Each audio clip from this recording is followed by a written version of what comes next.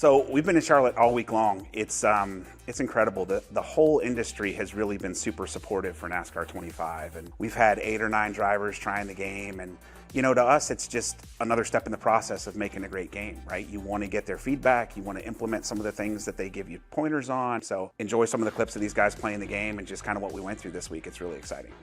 Yeah, it was pretty cool. We just got done playing NASCAR 25. I would say it's probably the most realistic Xbox PS5 game that I've played. I grew up playing all the old games through my childhood, and it was pretty awesome to be able to kind of get on again, and looking forward to when it comes out. I mean, the physics, I used to play a lot of games, and NASCAR games, and the physics on this game is above and beyond all of them. So initial thoughts are really good. I was blown away by how realistic the game was, and just going through the couple tracks that I ran, like seeing how true the repave was at Iowa, and the new asphalt lines up with what we have in real life. The grip levels were accurate, impressive. It's really cool, like see myself in a video game. That means a lot for me, because like I never imagined like saw me in a video game, and it made me feel like the first time when I jumped in a car, it was the same feeling. Well, the first time seeing myself was, I mean, you dream about those moments, right? I mean, growing up and playing video games, like I said, 2K or anybody, and playing as LeBron James or doing something, right? You want to take your my player to the top of the, and have the overall, the 99 overall, you know? So now I get to do that for myself. I'm gonna be on that game 24/7. For the first time ever, there's a whole new level of authenticity to the NASCAR game with the actual track scans and the car physics, which is going to bring fans closer to the sport. You can definitely tell that iRacing had a significant impact on this game, from the driving characteristics to the audio, the visuals. You can tell the footprint that iRacing had on this platform, and it's a great thing because it just shows how next level video games can be.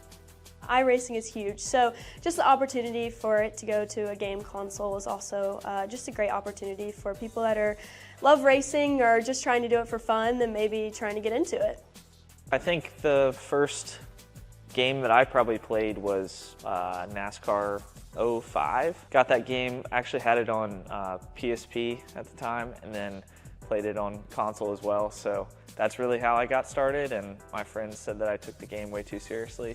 As a kid growing up, I was a big time NASCAR video gamer and would love getting to explore all the different tracks and see what they're about, and going to Pocono and realizing it's a triangle, and how Loudon, New Hampshire is really flat, and just seeing all the variety of different racetracks. This game from the driver's perspective is what it needs to be. I mean, myself in my own career, there's just that energy level when you walk into the racetrack and you hear the engines and practice starts.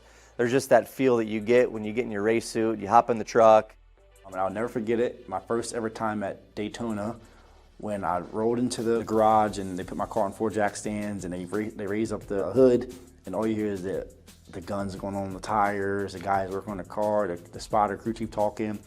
Like, it took me away because it felt like I've been in that situation before, and it actually was like I'm actually living this moment that I played in the game a million of times. So now to be in this game even more elevated, it's crazy. It's crazy, man. It's definitely huge. I can't thank these drivers enough. This week has been super special for all of us to come down here and shoot this content and get their feedback.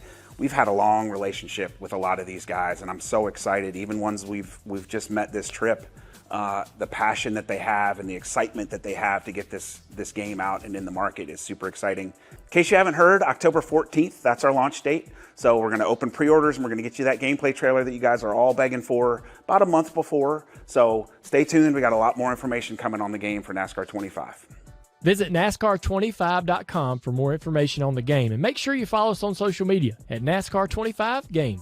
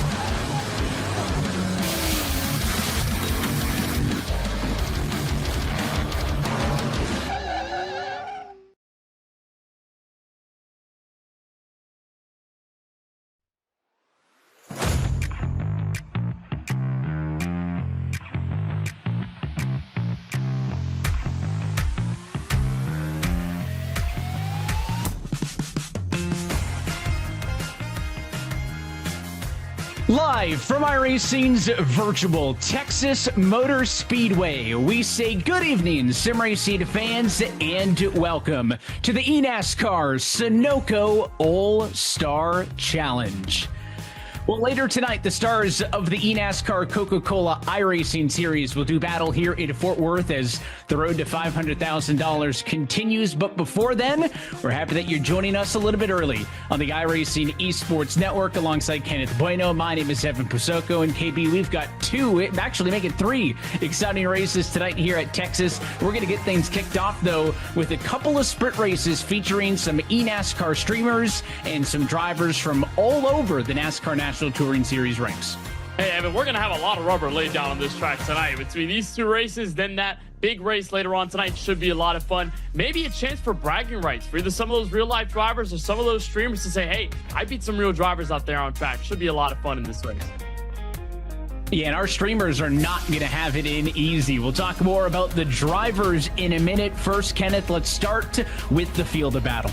Well, this track, known as the Great American Speedway, known for the huge Big Hoss screen on the back straightaway, this track is a lot of fun. Opened back in 1996, but they renovated this track to have a different config in 2017. So you've got lower banking in turns 1 and 2, higher banking in 3 and 4, which means lots of grip, lots of differentiation of pace between the drivers in this race, and a lot of speed. This track can bring out great racing, multi-grooves available, so that's the stage that the drivers of all the races tonight will have to deal with.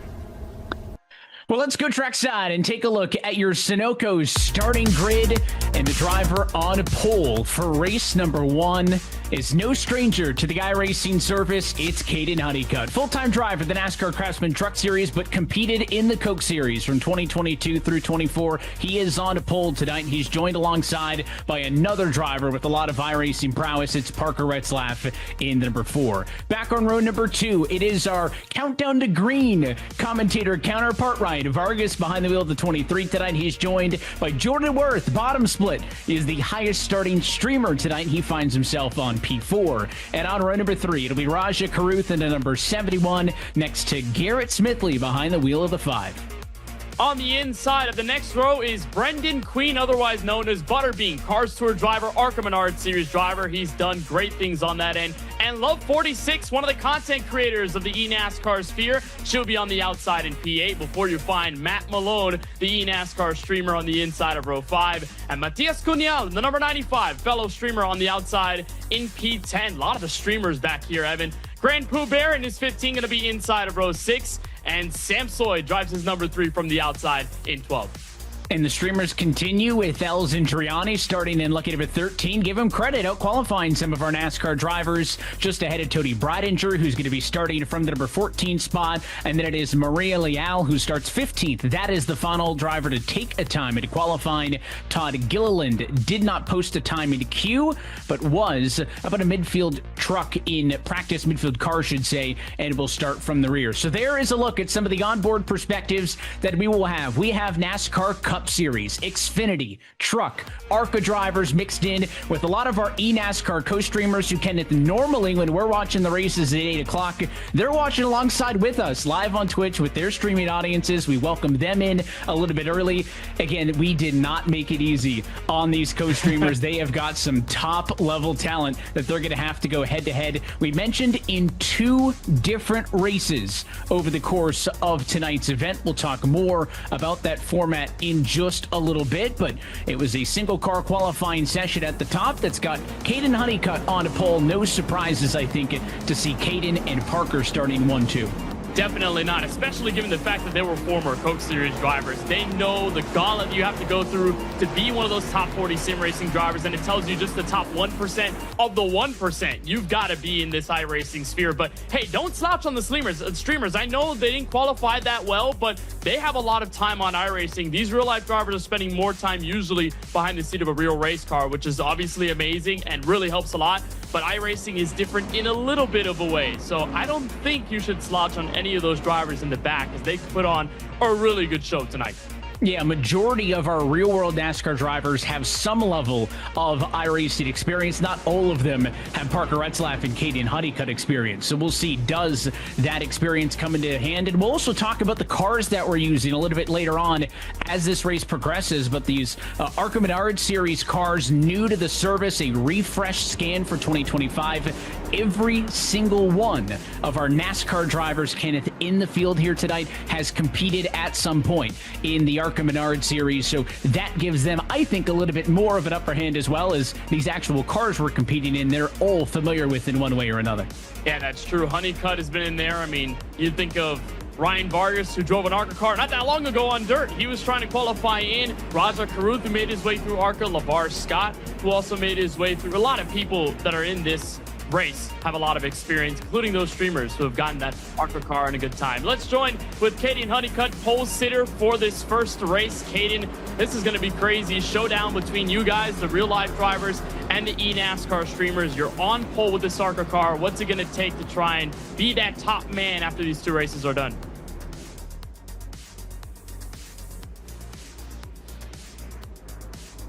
Or that's Caden Honeycutt. I think he's locked in. Not going to give us any words, but he's ready to go. I mean, Caden Honeycutt has been on fire, whether it be through the Craftsman Truck Series, racing ARCA, racing the Cars Tour, of course, spent his time on iRacing. So in this first of the 220-lap races, Evan, with the curious format that we have that's very different and should bring a lot of excitement, it's going to be cool to see the former Coke Talent drivers now in the real world kicking butt in real life. They're going to do awesome here in the front row, so get ready for the green.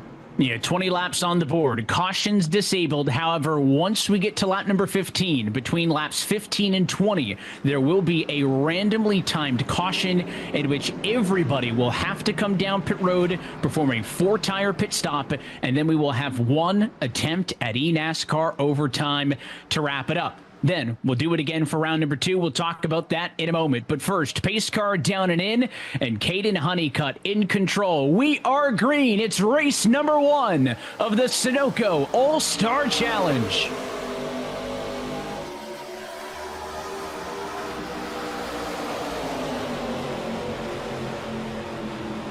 No advantage for the race lead early. The yellow and black number 4, that is Parker Retzlaff on the outside. Your P2 qualifier trying to take it away from the 12 of Honeycutt. Now the all-white 12 swings back on the inside, nose to nose for the race lead. 3 wide behind them as Raja Caruth is on the move.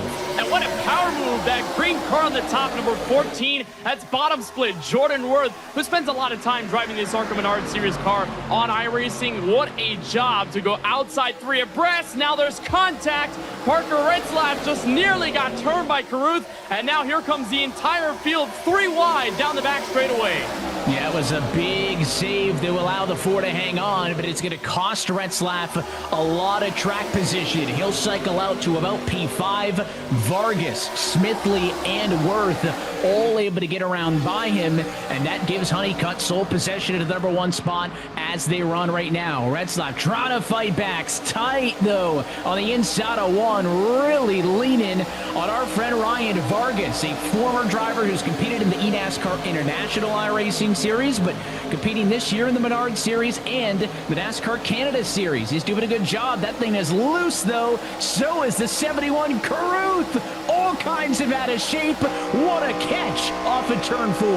You know, they are hanging it all out of the line, and Caruth was doing that. I mean, made that contact just because of what happened. Now Malone is loose as we're on board with him. What a save through turns 1 and 2. Matt Malone, the smile on his face, knows that there's a friendly competition, got the tap from behind in 1 and 2, and is going to try and recollect that race car, but it is absolute madness. And again, Evan, it doesn't matter whether you're a streamer or you're a real-life driver. You probably are on much more of a level playing field than you anticipate as Malone regathers, and bottom split Jordan Worth is hounding this leader.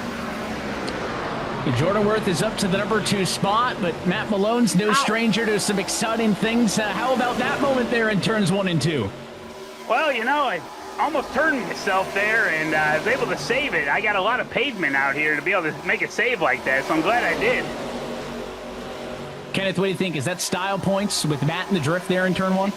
I think we can give him a little more credit, maybe a higher qualifying spot in race 2, Matt. I mean, you've seen how things are going on right now. It looks like everyone's driving on edge. Are you doing the same? Will you ruffle some feathers up at the front a little more like you did in turn 1 and 2? I'm ready to ruffle. You know, I think we're all going full bore at it here. All right, Matt. Well, best of luck. He's running 12th right now, Evan, so got a lot of time in this race to try and piggyback up, but that beautiful racing wheel is taking him hopefully back to the front as we continue to watch really good racing. And by the way, the top 3 have started to close in. Garrett Smithley is within range as we watch battles inside this top 8. That's Vargas through the ringer, Love 46, Butterbean, Brendan Queen. I mean, they're all going at it. Looks like everyone's got really good pace. Yeah, and again, it's a sprint, so these drivers are not going to be conserving much for the overtime finish that we know we'll have. Everyone's going to be on fresh tires, so there's no sense in taking rubber with you that you can't hang on to. As side by side at a battle for third, Retzlaff going to get around Garrett Smithley. Smithley, 76 career starts in the NASCAR Cup Series, but was a NASCAR iRacing Pro Invitational champion back in 2017. So again, not all real-world pros have the level of sim ability and experience that some of the drivers up in the front of the field have. But Jordan Worth carrying the flag right now for the streamers as we're almost halfway through race number 1, steadily in second. The question will be, though, as we watch the battle up top for the lead and the battle for P8 on the bottom, is Jordan Worth going to be able to get to Honeycutt before Retzlaff gets to him? I mean, it's going to be close. I know Retzlaff has gotten a little more fire, no understanding what happened to him earlier on in this race where he got tapped out of the way and he's trying to gain through. But again, Worth has a lot of experience in this car. I mean, he's always streaming. Usually with this series, a lot of the official series on iRacing kind of asking what's everyone's favorite OSHA violation or favorite random running back that they had back in 1993. It's a very interesting play. And now there's contact in turns 1 and 2. Worth nearly shoving Honeycutt out into the fences, and now Retzlaff gets a nose underneath. 3-car battle for the race lead. Retzlaff down to the bottom. Honeycutt still the leader, has been pretty unchallenged to this point, and after sliding all the way back to P6, Parker Retzlaff is back in the number 2 spot. What can the 22-year-old out of Wisconsin do about the leader? He's won races before in the eNASCAR Ignite Series, in the eNASCAR Contender Series. We mentioned competed in the Coke Series back in 2022, and he may have the fastest car at the moment. He is on the bumper, looking to the inside. It's the first time since the drop of the green that Honeycutt's had to play defense. What's the 12 going to be able to do on the defense on the outside?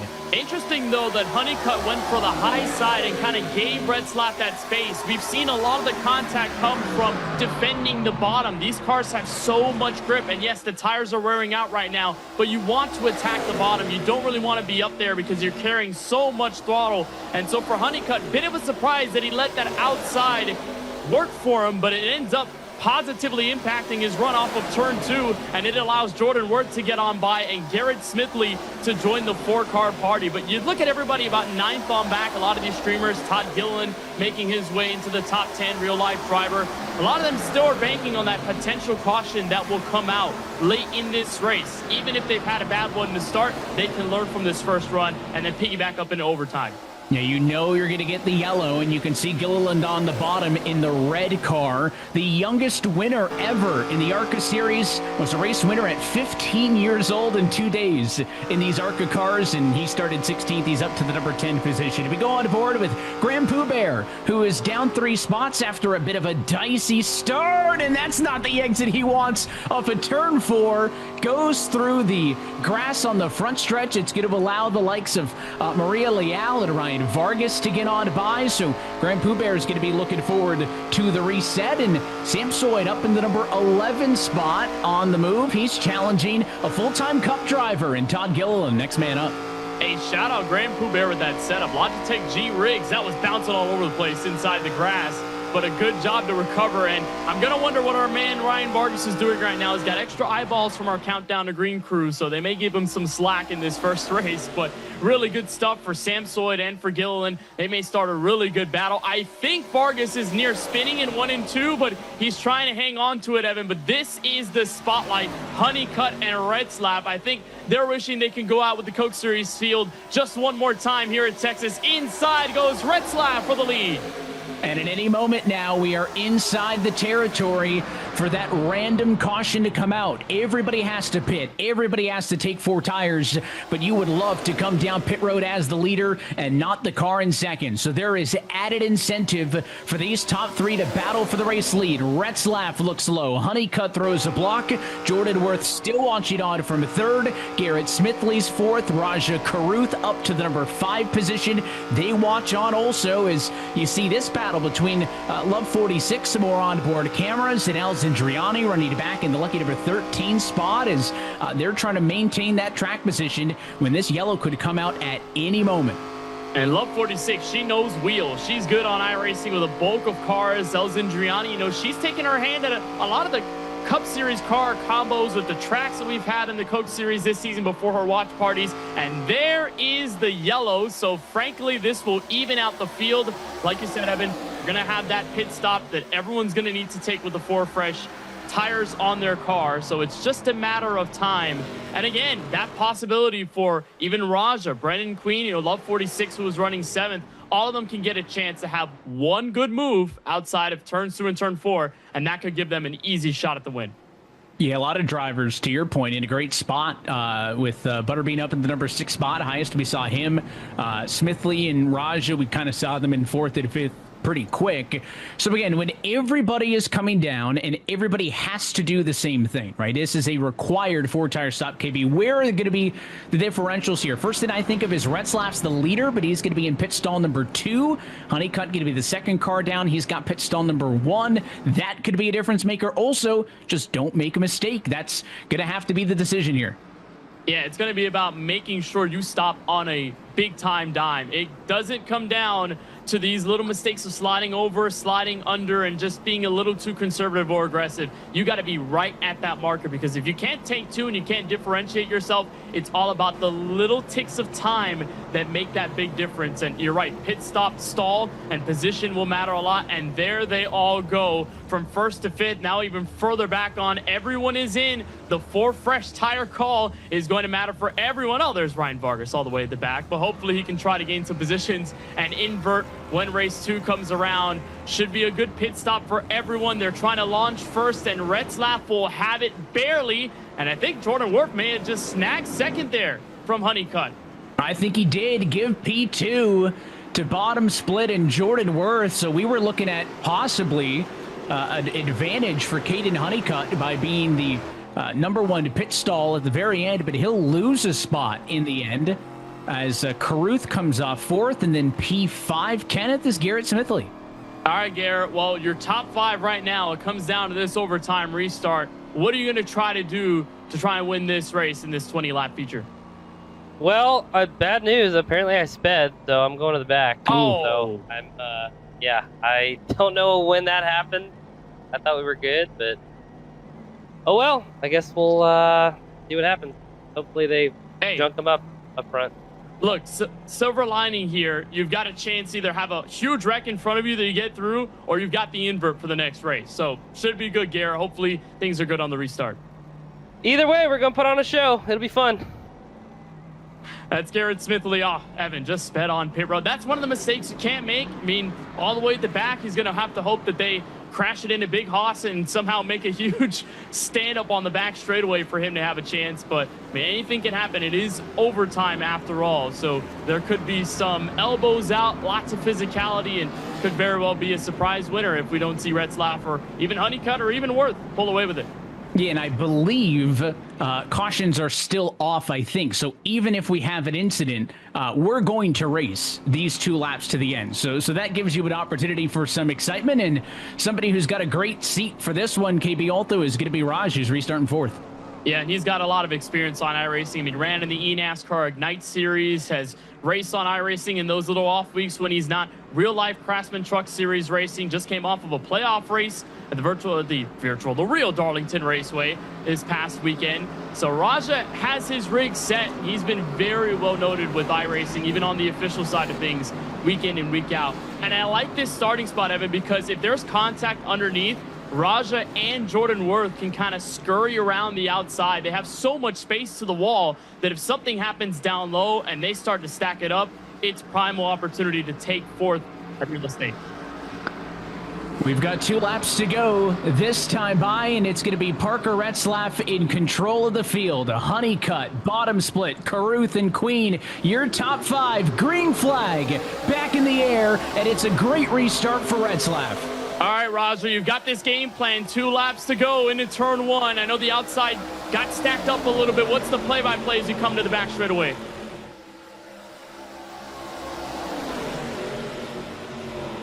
All right, well, he's locked in. He's getting ready to go. He's going to sling it 3 wide. Why not? To the inside of Brendan Queen. Again, this is going to be for about 4th on the racetrack. So had that little bit of a slow restart with Jordan Worth not getting as much momentum to the entry of turn 1. Now everyone's smacking the wall off of turn 4, and Retzlaff is looking to carry this all the way home to the white flag. And Raja on the inside of bottom split, and Jordan Worth, that's going to be a swap for positions 3 and 4. Top 5 maybe in the cards for Love 46 and others, as that is going to come all the way down to the final few sets of corners. But up front, Parker Retzlaff has won before in the Contender Series. He's won in the Ignite Series, and now he's a winner in the Sunoco All-Star Challenge. Retzlaff wins race 1 at Texas.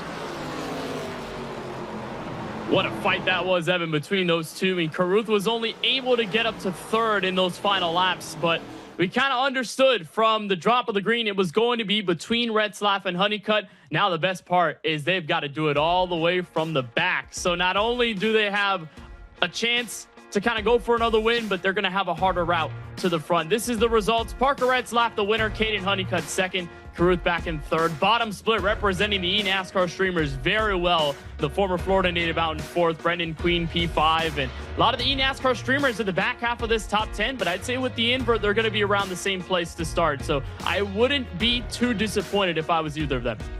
Yeah, and with Love 46 and Matthias Cunha there, what I see is 5 NASCAR drivers and 5 streamers in the top 10. I mean, the real world NASCAR drivers didn't walk all over them. And then you look at these drivers who did not have the results they wanted. Ryan Vargas jumps out, started 3rd, comes home way in the back of the number 15 spot. But the flip side literally is, as we get set for race number 2, we are not going to re-qualify the field. So the grid for race number 2, same format applies, but the grid will be an invert of what we saw in race number 2. Before we get to that, let's talk with your race 1 winner. All right, Parker, well, you ran in the Coke Series here. Now you're back on iRacing with this Sunoco All-Star Challenge. You got the win in that first race. How did it all feel? Yeah, I mean, I didn't know how good my chance was there when me and Raja had a little contact in 1, and I think I was back to 5th or 6th, so I didn't know how good my chance was there, but just it's a hard-fought win there with Honeycutt and Jordan Worth there. We went back and forth. I think Live got to Honeycutt's inside twice and just got blew by on the outside and just got lucky enough to have that yellow come when I barely took the lead. So excited for race 2 here, especially with all of us starting at the full inverted field. I was about to say, you worked hard to keep the lead at the front. You got to work hard to cut through the field now from the back. Parker, thanks for the time, and best of luck in this next race. Thank you. Well, a winner in race number 1 means he's got some work to do in race 2. Let's take a look at your Sunoco starting grid. At pole position it goes to Maria Leal. She'll bring us to the green flag, joined alongside by Ryan Vargas looking for redemption. He'll roll from the number 2 spot. Back on row number 2, P3 starter will go to El Zindriani. She'll be joined on that row by Tony Bradinger in the 1. So the women take it up 3 of the top 4 spots. A great chance here in race 2. Grand Pooh Bear had some moments, and that's why he's going to be on row number 3 for race number 2. And then Todd Gilliland may be the one looking for the most pickup here. He'll start from the outside of row 3. And then in these next 3 rows, a lot of the drivers had finished mid-pack-ish in that first race, starting with Sam Soyd inside row 4. Matt Malone, he was ripping in turns 1 and 2 earlier on in the race. He's going to have an outside starting spot in position 8. Then there's Xfinity Series driver Garrett Smithley, strong near the end of that first race. He'll be inside in P9. Matias Cunhal in the number 95 will be outside in 10th. And Love 46 ran mid-pack in that first race. She's got a shot for the win inside row 6. And then on the outside, Brendan Queen in the 16 from 12. And then to round things out, your top 4 from race 1. So Jordan Worth, the bottom slit, going to be number 13. He'll be joined by Raja Karuth, who's going to have to dig from 14th. And then the big hitters, Caden Honeycutt starts 15th. Parker Retzlaff starts 16th. If you thought race number 1 was crazy, just wait until you watch them go at it for the inverted grid. And again, the rules stay the same as what we saw in race 1. So it is a 20-minute race. Cautions disabled for the first 15 laps. At that point, we'll have a randomly timed yellow, and that'll set us up for another pit stop and another restart, KB. So you were talking about the strategy in that first one. You really want to get positions in bulk to put you in a good position for that final restart. Yeah, and that's going to be the biggest challenge for those heavy hitters from the first race that are now in the back, because you've got all the chaos that goes on from the first several laps under fresh tires when everyone feels like they're invincible with this race car. It's going to be fun to see how they do that. And for Vargas, he told us he had a strategy in the bag. We were kind of questioning what it was. I think it's kind of working out in this second race. But let's get a talk with Sam Soyd here as he rides on from 7th. You had that shot at the first race. What did you learn there, and how are you going to try and take it into this second race for the win? Yeah. So I learned I can hang on to the car and not bin it. So I'm going to go into this race with a lot more confidence. Confidence was building through the race, and I felt like I could keep up. I just didn't have the confidence to always door-to-door and make the moves. But yeah, brimming with confidence that I finished that race, and I feel like I've got all of this under control now. So does that tell me that if you're at the front with a chance to win, you're right behind the leader? Would you give them a bumper in the corner for the dub? I'm going to try it. Yeah, of course. All right, well, appreciate the time, David, and best of luck in this second race. Thanks, man. Cheers.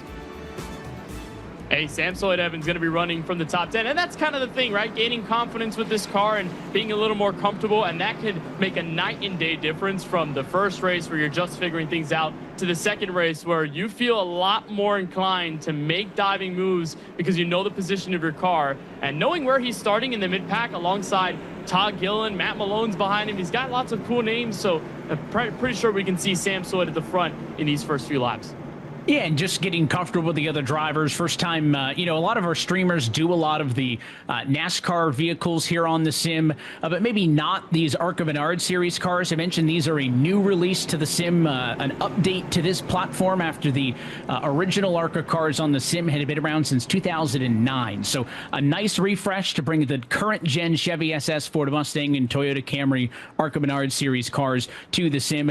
This is one of the most popular oval racing offerings on the sim, by the way. These ARCA cars total close to 100,000 total drivers every single week. So it's a popular car on the platform. They're fantastic. And again, every single one, by my count, of our NASCAR drivers in the field here today have touched an ARCA Menard Series car at some point in their real-life careers as well. But we are ready for a wild race number 2. It is Leal and Vargas on the front row. 20 laps on the board. The 7 is gone. Green flag flies, and we're underway. I think there was some confusion there from Vargas waiting for the green flag to actually come out. We'll take a look and see whether Leal gets some sort of penalty for that, but she is flying, and now they're crashing in turn 1. There goes Tony Breidinger. She'll nearly get Matt Malone in the mix, and I think only Garrett Smithley was the other car involved. Again, no cautions in this first segment of the race until what will be the overtime restart. So all of that will result in this great battle inside P6, and Jordan Worth has already quickly gone up to the field. Oh, Matt Malone in trouble. Trouble with Malone. Caruth, Smithley also involved in the accident down in turn number 1. So already more attrition here in race number 2. Leal falls off of the lead as Ryan Vargas takes over the number 1 position. It is Brendan Queen to second, and it is Alessandriani up to third as you look off of the back of your race leader, Ryan Vargas. Right now working about a half a second advantage over Butterbean.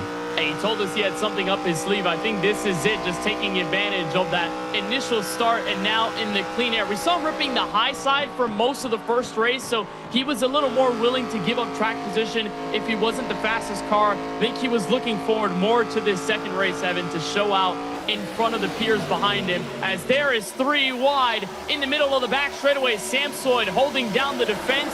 There's Matias Cañal, and Maria Leal looks like she got the black flag for jumping the initial start, so she'll have to drop to the rear end of the field. That will give up more position, and that will help in turn, Evan, all those drivers that started at the back. They've got a shot at now gaining those spots at the front. Jordan Worth being the biggest benefactor of that, up to 3rd. Yeah, she went with the old school oval restart before the restart zone procedure was in, right? Pace car's gone, leader discretion. She took off, but unfortunately for her, doesn't pay off as she'll have to come down and serve the penalty.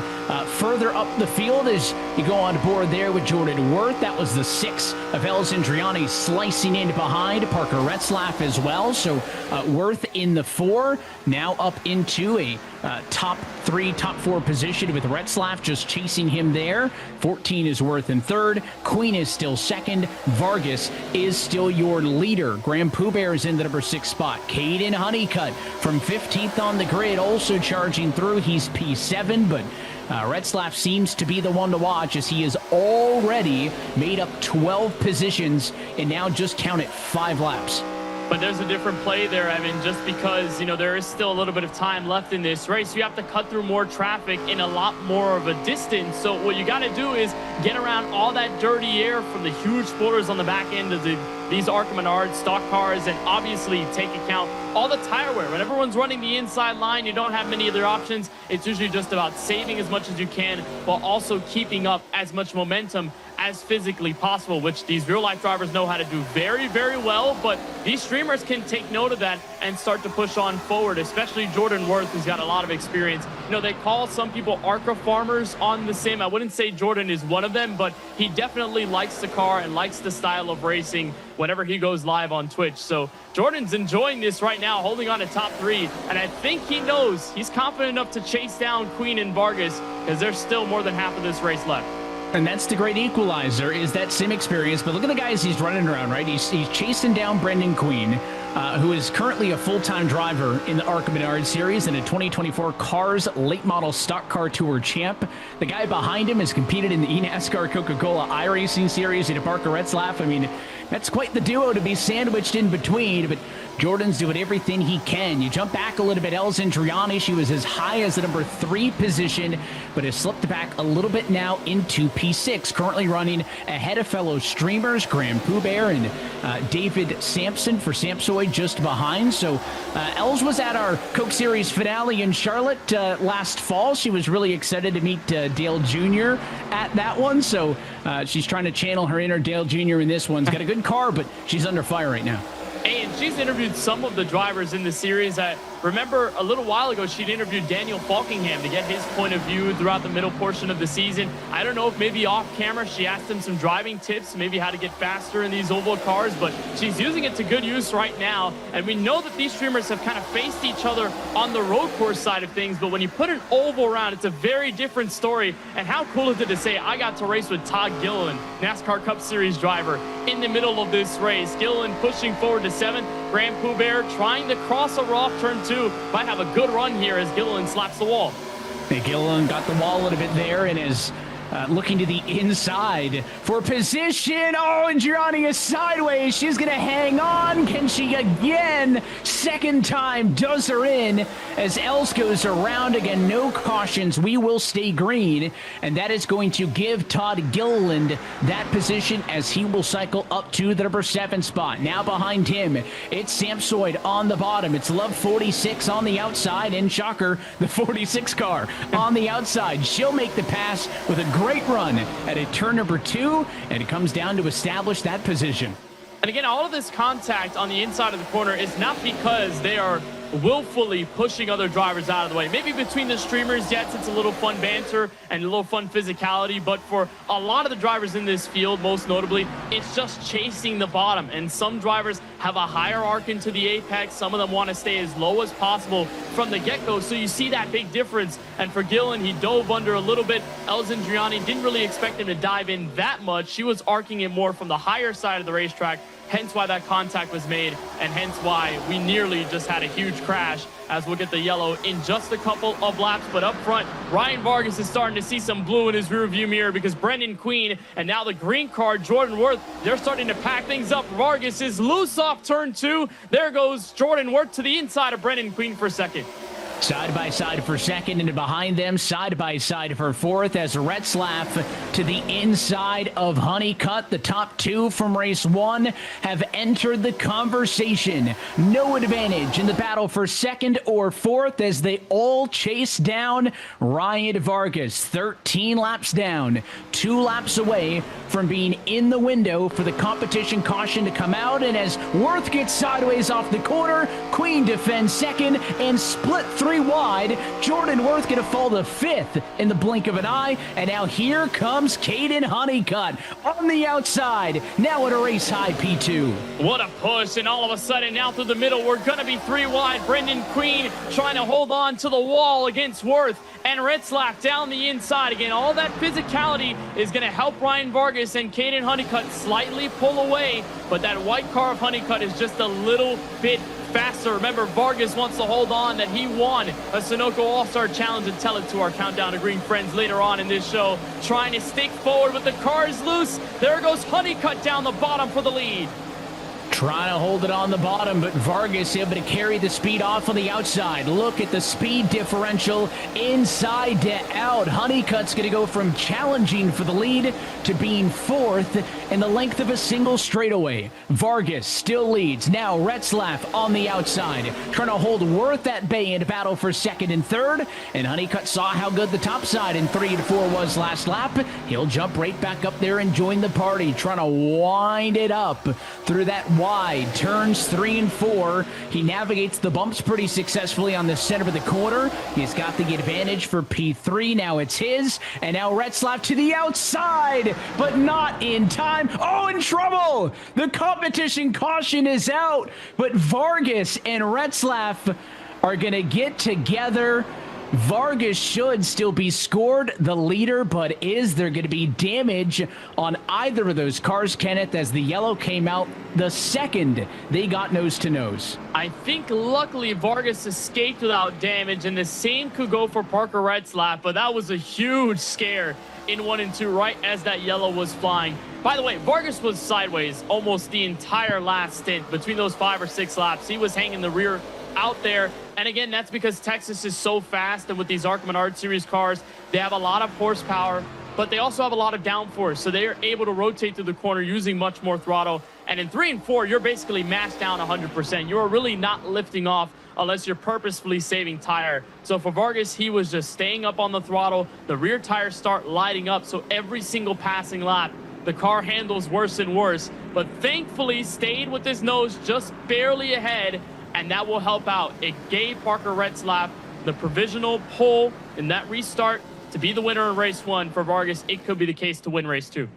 And a late race caution is when you would normally look to the back of the field, right? Will a Smithley, a Brodinger, a Malone, and Indriani pull a strategy play? But remember, everybody to pit road this time, and everybody has to take 4 tires. Sunoco race fuel is optional, but tires is required, and it was mistakes maybe on pit road that maybe determined who was going to be in the battle for second in race number 1. Vargas is the first car down. Can he execute cleanly, and can they all avoid a speeding penalty? We got to be really careful. We saw Garrett Smithley, who had a good spot outside of pit road, got docked with that pit road speeding penalty, and it sort of killed that run. And more overshooting on the pit box, that's something you don't want to do, but it's a clean jump into their stalls for a majority of the field, especially up front. There's the race off. Caden Honeycutt, Parker Retzlaff, they've got a good nose ahead. Can Vargas beat them to the line? Yes, he can. And Jordan Worth wanted to get one more surprise position as they were coming off the line, but has to stay behind Retzlaff. No, you actually gained the spot, so he'll move up to third, but Vargas is loving that right now. Just mastering the pit stop. Now he's got to hold on. Well, it's the second time tonight that we've seen Jordan Worth making some passes on the pit lane. Up front, Ryan Vargas stays in the lead. And Kenneth, we've got some more of our streamers that we're going to pester now that we're into the yellow. Yeah, there may be some Twitch subs gifting on the line, depending on who's one of the better Twitch streamers that is up at the front. But we're joined now by El Zendriani and Love46. Y'all, this has been a fun race. These cars have been sideways all over. What have you taken over, or what have y'all taken away from this race to get into this final restart? Hey, that was great, and I get so lucky that I jump into inside and managed to avoid this crash. Real unfortunate situation with Matt Malone. I'm so sorry for that, but I tried to manage this free wide. And Els, we saw you sideways there outside of turn 4. What happened there with the car? Outside of the turn 4, I don't really remember because, you know, race is so excited and so many moments happened. All right, well, y'all got a good restart here, and it's going to be a lot of fun. Y'all both were in the mid-pack, so a chance to gain some more spot. Els, you're down in 15th. You had that little spin off of turn 4. What's the plan here on this final restart? I'm going to send it at the green. Yep. Send it. Did you get any tips from any of the Coke Series drivers you've talked to over this season? Any tidbits they can give you for maybe a restart like this? I think just send it, I guess, and have fun. I think that's the tips. Send it. That's a good quote. That's a good quote. Just send it at the end. Thank y'all for the time. Best of luck on the restart. Thank you so much. All right, Evan, they're strapped in and ready to go. They're kind of at the back end part of this field, but again, anything can happen. Remember that first start, everyone in those first 4 or 5 laps had a rummaging with each other, and everyone's up the track, sort of sideways, sort of spinning. Chance for them to move up. And for Vargas and Honeycutt, they're going to have to lock in and try and win this race. And in the word of Els, we're going to send it, right? There's no points on the line. It is all about bragging rights. And we have 2 laps to go at the Great American Speedway to decide race number 2 of this eNASCAR Sunoco All-Star Challenge. It's Vargas, it's Honeycutt on the front row. Green flag in the air, 2 laps to go. It's a better start for the inside. Vargas clear for the lead. Here comes Jordan Worth for P2. And a good block to the inside. He saw that yellow and black number 4, Parker Retzlaff. He switched lines because he saw that Honeycutt wasn't going as fast as he would like. So now he makes the move. They're going to door check each other outside of turn 2. Can Jordan Worth win it for the eNASCAR streamers? He's right behind Vargas in turn 3. He looked to the inside, looked to the outside. Vargas blocked. Now they're 3 wide for second. Retzlaff through on the inside. Honeycutt into the wall, but it's Retzlaff P2 at the white flag. And can he make one more move? Look who's through the grass. Raja Karuth trying to send it down low 3 wide. And there goes Retzlaff with all to lose. Ryan Vargas is playing the defense, and it will come down to who gets all that momentum in the high speed 3 and 4, Evan. Final time. Big shove from Honeycutt. Queen spins, wrecking behind. Can Ryan Vargas hold off Retzlaff and prevent the sweep side by side for second? But he does. And it'll be infinite bragging rights on Countdown to Green as wins race number 2 of the eNASCAR Sunoco All-Star Challenge. All right, Ryan, you said you had the strat, and it ends with a checkered flag. I'll give that to you. Look, I don't know what kind of strat you're talking about. The crew, I give them a lot of credit, but they brought the DeCoin setup to Texas for the first race. But man, we got it done in race number 2 here in the Sunoco All-Star Challenge. I mean, I have a lot of bragging rights for Alan. He gives me a lot of hate for my Countdown to Green picks, but you know what? At least I got this hardware. Kenneth, do you think they're going to add a eNASCAR sanctioned race wins tally to Countdown to Green for the next couple of weeks? So I think Vargas has got him covered on that one. Look, if Alan can brag all year about leading the point standings and the picks, I think Ryan can brag about this one just a little bit. We got to give something for Camille to brag about as well. Have a bit of a fun with all 3 of them. What a win by Vargas, though, to hold Retzlaff and Honeycutt off. That was great defense. It's a good burnout on the front straightaway. This winning moment is brought to you by Sunoco, the official fuel of eNASCAR. Let's take a look at your Sunoco full race results. Again, I thought Retzlaff had it coming to the white flag, but Caden Honeycutt gave him a huge shove down the back straightaway, pushed Vargas out in front. In the end, Honeycutt and Retzlaff, they fought for second and third behind Ryan, who goes on to get the win. How about Jordan Worth? Bottom split. A great showing. He gets the top 5 ahead of Matthias Cuneo, who's a little bit sneaky in for a P5 there. Raja Caruth, Matt Malone, and others. A fun night to mix some of our streamers and some NASCAR pros together. And again, we are just getting started. Plenty more to come here tonight on an eNASCAR Tuesday. Yeah, later on we'll have the more serious race, so that'll be all the drivers trying to hunker forward and go for a championship spot. But this one was just all about fun, and I think everybody in this session knew that. Ryan Vargas, what a win. You'll talk about that a little bit later, but great to see the streamers and the real-life drivers get to race each other. They were a lot closer than maybe a lot of people imagined, so I'm sure they had a lot of fun. Yeah, we're going to have to now convince Ryan over the next 15 minutes or so to help us break down the Coke Series race so it doesn't just turn into a 15-minute victory lane interview for your race winner in the second one of these ones. But that's going to do it for the opening bit of tonight's eNASCAR doubleheader night. Thanks for joining us for the eNASCAR Sunoco All-Star Challenge, but we've got plenty more to come. Countdown to Green starts right now.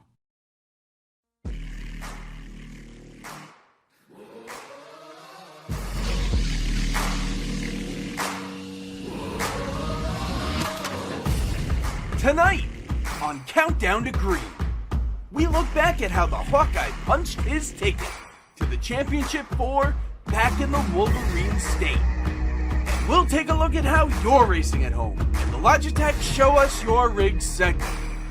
Who can tame the Texas two-step? Coming up next on Countdown to Green.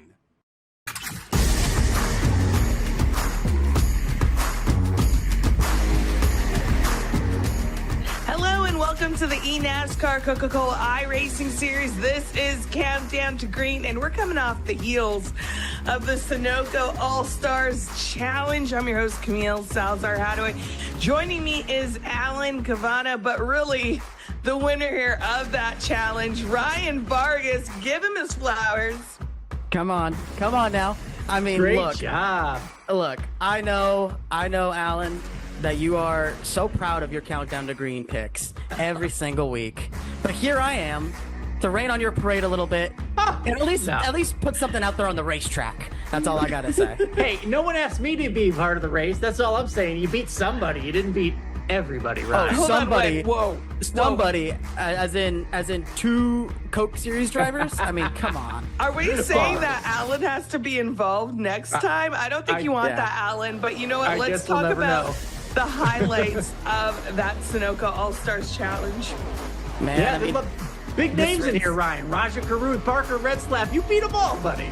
Yeah, well, this first race, I mean, I don't know what my crew did. They gave me the dirt track setup here. It felt like I was back at the coin, but lots of exciting racing all the way through the pack. It was crazy how much the tires wore as the race went on, but you see right there, Parker Retzlaff, Caden Honeycutt, the 2 main guys in this race. Raja making a daring 3-wide dive into the corner, but there it is. Parker Retzlaff gets the win in race number 1. Yeah, we did it all again. You avoided all that. I didn't see any of that. That was a bit crazy. That was a bit way crazy. Way out front. Yeah, well, I wasn't unchallenged, though, as you see right here. I was middle of 3 a couple times. That was when the yellow came out. Kate didn't know the yellow was coming out there, and then I just got a good enough restart here, and then down the backstretch, Caden Honeycutt gives me the shove. Thank goodness for him, and look at that. Look at that old 2-3 machine doing a little donut post. What's the grade? Beautiful. Not well, there's some smoke, more smoke coming back. Okay, now you did the other way, counterclockwise. I'll give that a 8.5, 9 right there. That was great. I think you could have done better on that burnout. I'm sorry, Ryan. Yeah. Okay. It could have been better. But you know what? We're going to still let you gloat maybe throughout, Countdown to Green. But first, we got to talk about it. We were in Michigan last race. How did it all go down? Man, well, Michigan was a crazy race from the word go. I mean, we saw a lot of playoff contenders early on and sometimes in the middle here, kind of just getting caught up in moments here. We're riding on board here.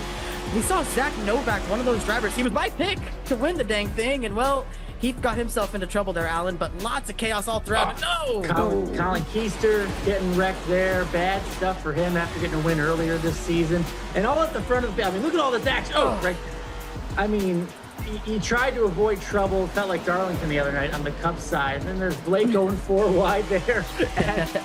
Can't always do that at Michigan. But really up front was the story in terms of Tucker Minter started this race on the pole. Okay, you got Steven Wilson, Casey Kerwin trying to track him down, but everyone was chasing Tucker up into the end, Ryan, and then it all went the wrong way. Yep. Ooh, right about there. One little move cost everything.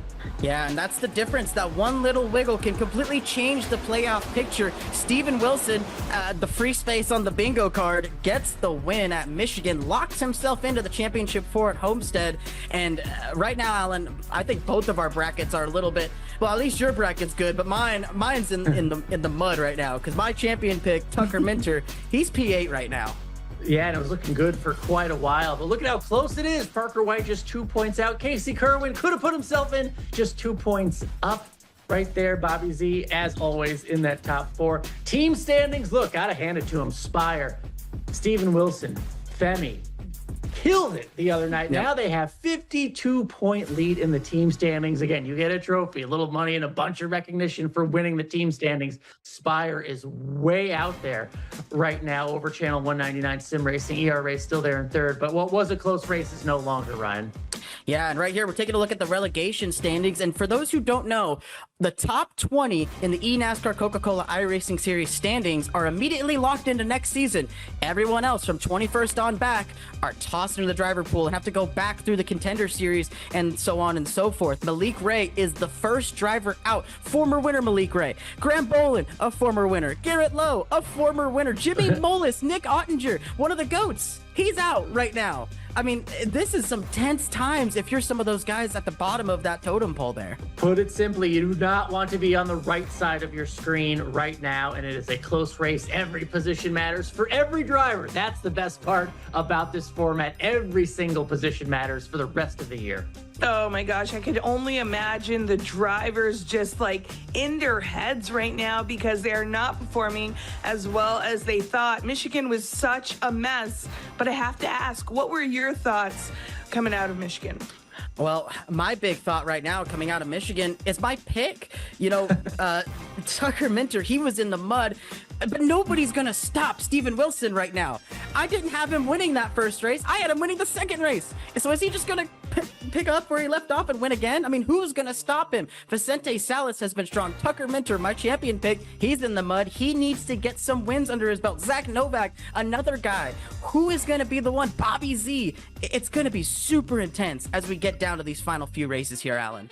Yeah, my thought exactly. How many shots do you get at Steven Wilson? Well, guess what? The entire field had one at Michigan. Dead to rights. Tucker Minter dominating the race. Casey Kerwin up there. And guess what happens? A late, smart pit call. Steven Wilson stays out and beats them all anyway. He didn't have the fastest car. Maybe he didn't even have the best strategy. Maybe he got a little lucky. Who cares? He got the checkered flag. They all had their shot to lock their spot in. And they didn't take it.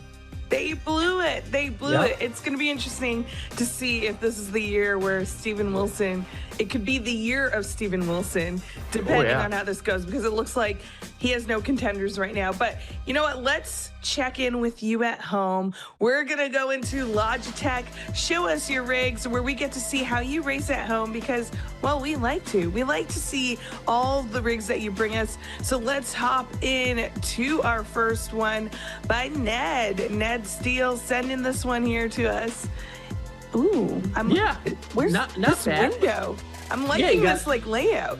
I don't know if that's, it almost looks like it's in a camper. You got some wood out there, and then you have the camping seat right next to it. So if you're bringing your rig to a campsite camper, extra points for you, Ned. Great job. Let's go into the second one. This one's from Jake. And Jake has a nice desk mount rig right here. Very simple, but that's the best part about racing in the sim. Yeah, and this is and Jake here, he is a college iRacing series driver, so cool to see this. This is the dorm room setup, so kind of plays with that here. And the story that he says is his roommate dropped out, so he turned his dresser into this so my wheel can finally clamp to something. And you know what? He went with the right choice there with the Logitech wheel there. So nice look here, nice little rig here. I feel like Jake was just waiting for his roommate to drop out to set up his rig. This next Diabolical. this next one's from Chance. Yeah, I love it. I love the setup, big monitor, but we got some cord management issues, Chance. I see more cord in here. I mean, it looks like the power lines outside my house. A lot of cord management you got to work on. But again, a home setup, someone made it with the wood, you know, got to customize and everything. That part I love. Just tighten that up. There's a few zip ties or something. Just clean it up a tiny bit to make Alan happy. Our next one's from Brian here. And this is clean. Yeah, this looks incredible. I mean, the mood is definitely been set with this, and I'm gonna give him bonus points for that longboard up there on the street, on the wall there. Really nice touch. The acoustic bass over there on the side looks really nice, and I like the vintage photos. Just a really, really clean setup. You can't beat that. Checkered floor on the checkered flag on the floor too. I like that. Great job. Perfect theme. Yeah, he's like in the mindset. He's always getting that checkered flag, the first to be there. And this next one's from Braden. Braden here is doing a really big monitor setup. Yeah, but again, all you need to be in our community is just a desktop mount like this, a wheel, a steering wheel, one monitor. You race with us, you race with some of the best. That's all you need. Great job, Braden. And remember, you can send us your rigs using hashtag eNASCAR, tagging eNASCARGG and at iRacing on socials. We love to see your pictures. It's almost the end of the season, so get your pictures in soon so we can showcase how you race. Now getting back to the series and down to business, Alan, we are heading to Texas. It is getting serious. We see these drivers. They're going to want to know what the trends are as we head in. So what are they? Yeah, especially with so much on the line. Look, only 2 drivers have won after starting outside the top 10 here at Texas. Kevin King, way back in 2014. He did it from 25th, and then Michael Conti did it from 12th in 2020. So that tells us you better have a good qualifying run if you want to have any shot at winning tonight. 3 of the last 5 races at Texas went caution-free. All the more important to have a good qualifying run. 2018, 2021, and 2024, caution-free. The other 2 years, 19 and 20, a total of 9 cautions between those 2 races. Yeah, that's a lot, but it's trending more caution-free, so you got to be there up front. Ryan Luza has led more laps at Texas than any other active driver in the series. Get this, 280 laps, 2 wins, and you saw the standings before. He's the last driver in for relegation right now. A perfect track for him. He has to seize on that tonight. Hopefully one of the drivers to beat if you're him. Texas winner has won the title in the same year 3 times. The GOAT, Ray Alfalin, he did it twice, 2011 and 2012. And then just a few years ago, Keegan Leahy did it in 2021. That's when the finale was here at Texas. So he did the walk-off, won at Texas, and won the title as well. And only one of the 2025 playoff drivers has won at Texas. I'll give you one guess. Steven Wilson. Yeah, he did it last year. He led 45 laps. Again, no caution, so he had to do it himself. He got the win. Didn't win the championship last year. I always have to point that out. But he did get the victory here at Texas last season. Yeah, and, I think that last trend really resonated with the 3 of us when we head into our driver picks. Because, we all, it seems like we all might have selected the same person. And from what I heard from our producers, because Alan, these are our previous picks. So these ones are our previous picks, but let's just, here we go. Ooh, give Alan his moment. Do the math. That's a lot of points. Yeah. That's, look at that.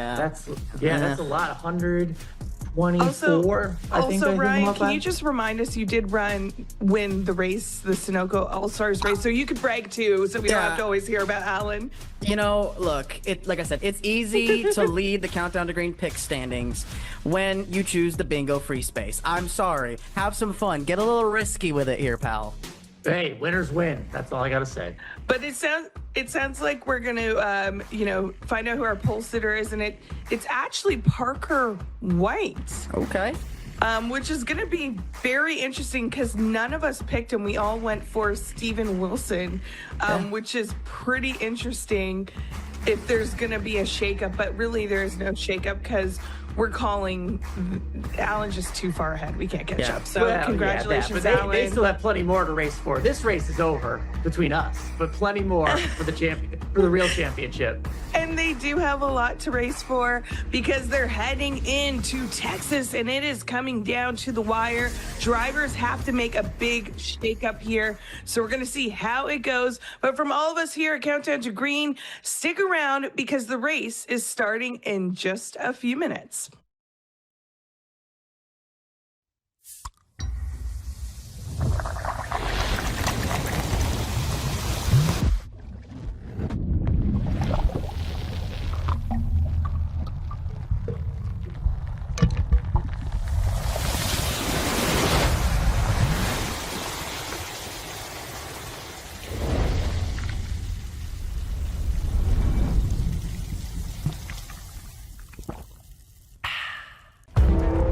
Every time you sit behind the wheel, you buckle up for the unexpected. You get ready to take on the competition and brace yourself for the chaos, the speed, the weather, the unknown. But above all, when strapping in, you put trust in yourself, your intuition, making your guide to win, your drive to win. He's a winner in this. And nothing is going to stop you from winning.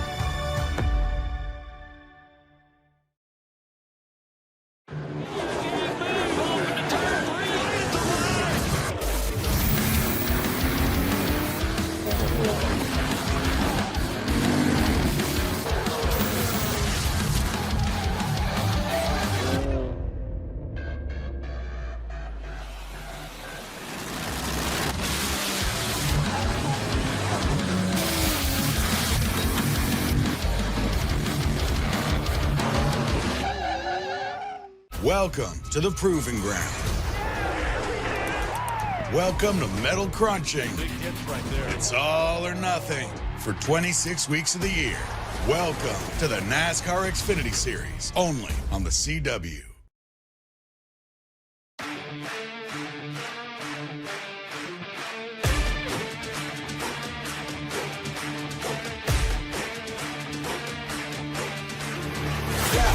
Shine with the glow. This is my time with it though. This is my time to be way at the top. Me and my guys gon' pay out the block. I don't look like Paul.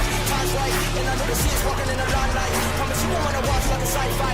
My guys are high rises, high time. My town, if you come to my side, I pledge allegiance for lifetime. My squad connected like Wi-Fi. We grind and you see the highlights. This my life. It ain't a game now. Me and you, we ain't the same now. Lions coming out to play now. Opposition out the way now. Out of the way. You wasn't invited. Say you come to play. I dare you to try it. You don't wanna try me. Then step up to my team. Yeah, out of the way. Yeah, yeah. Out of the way. Yeah, yeah. Out of the way.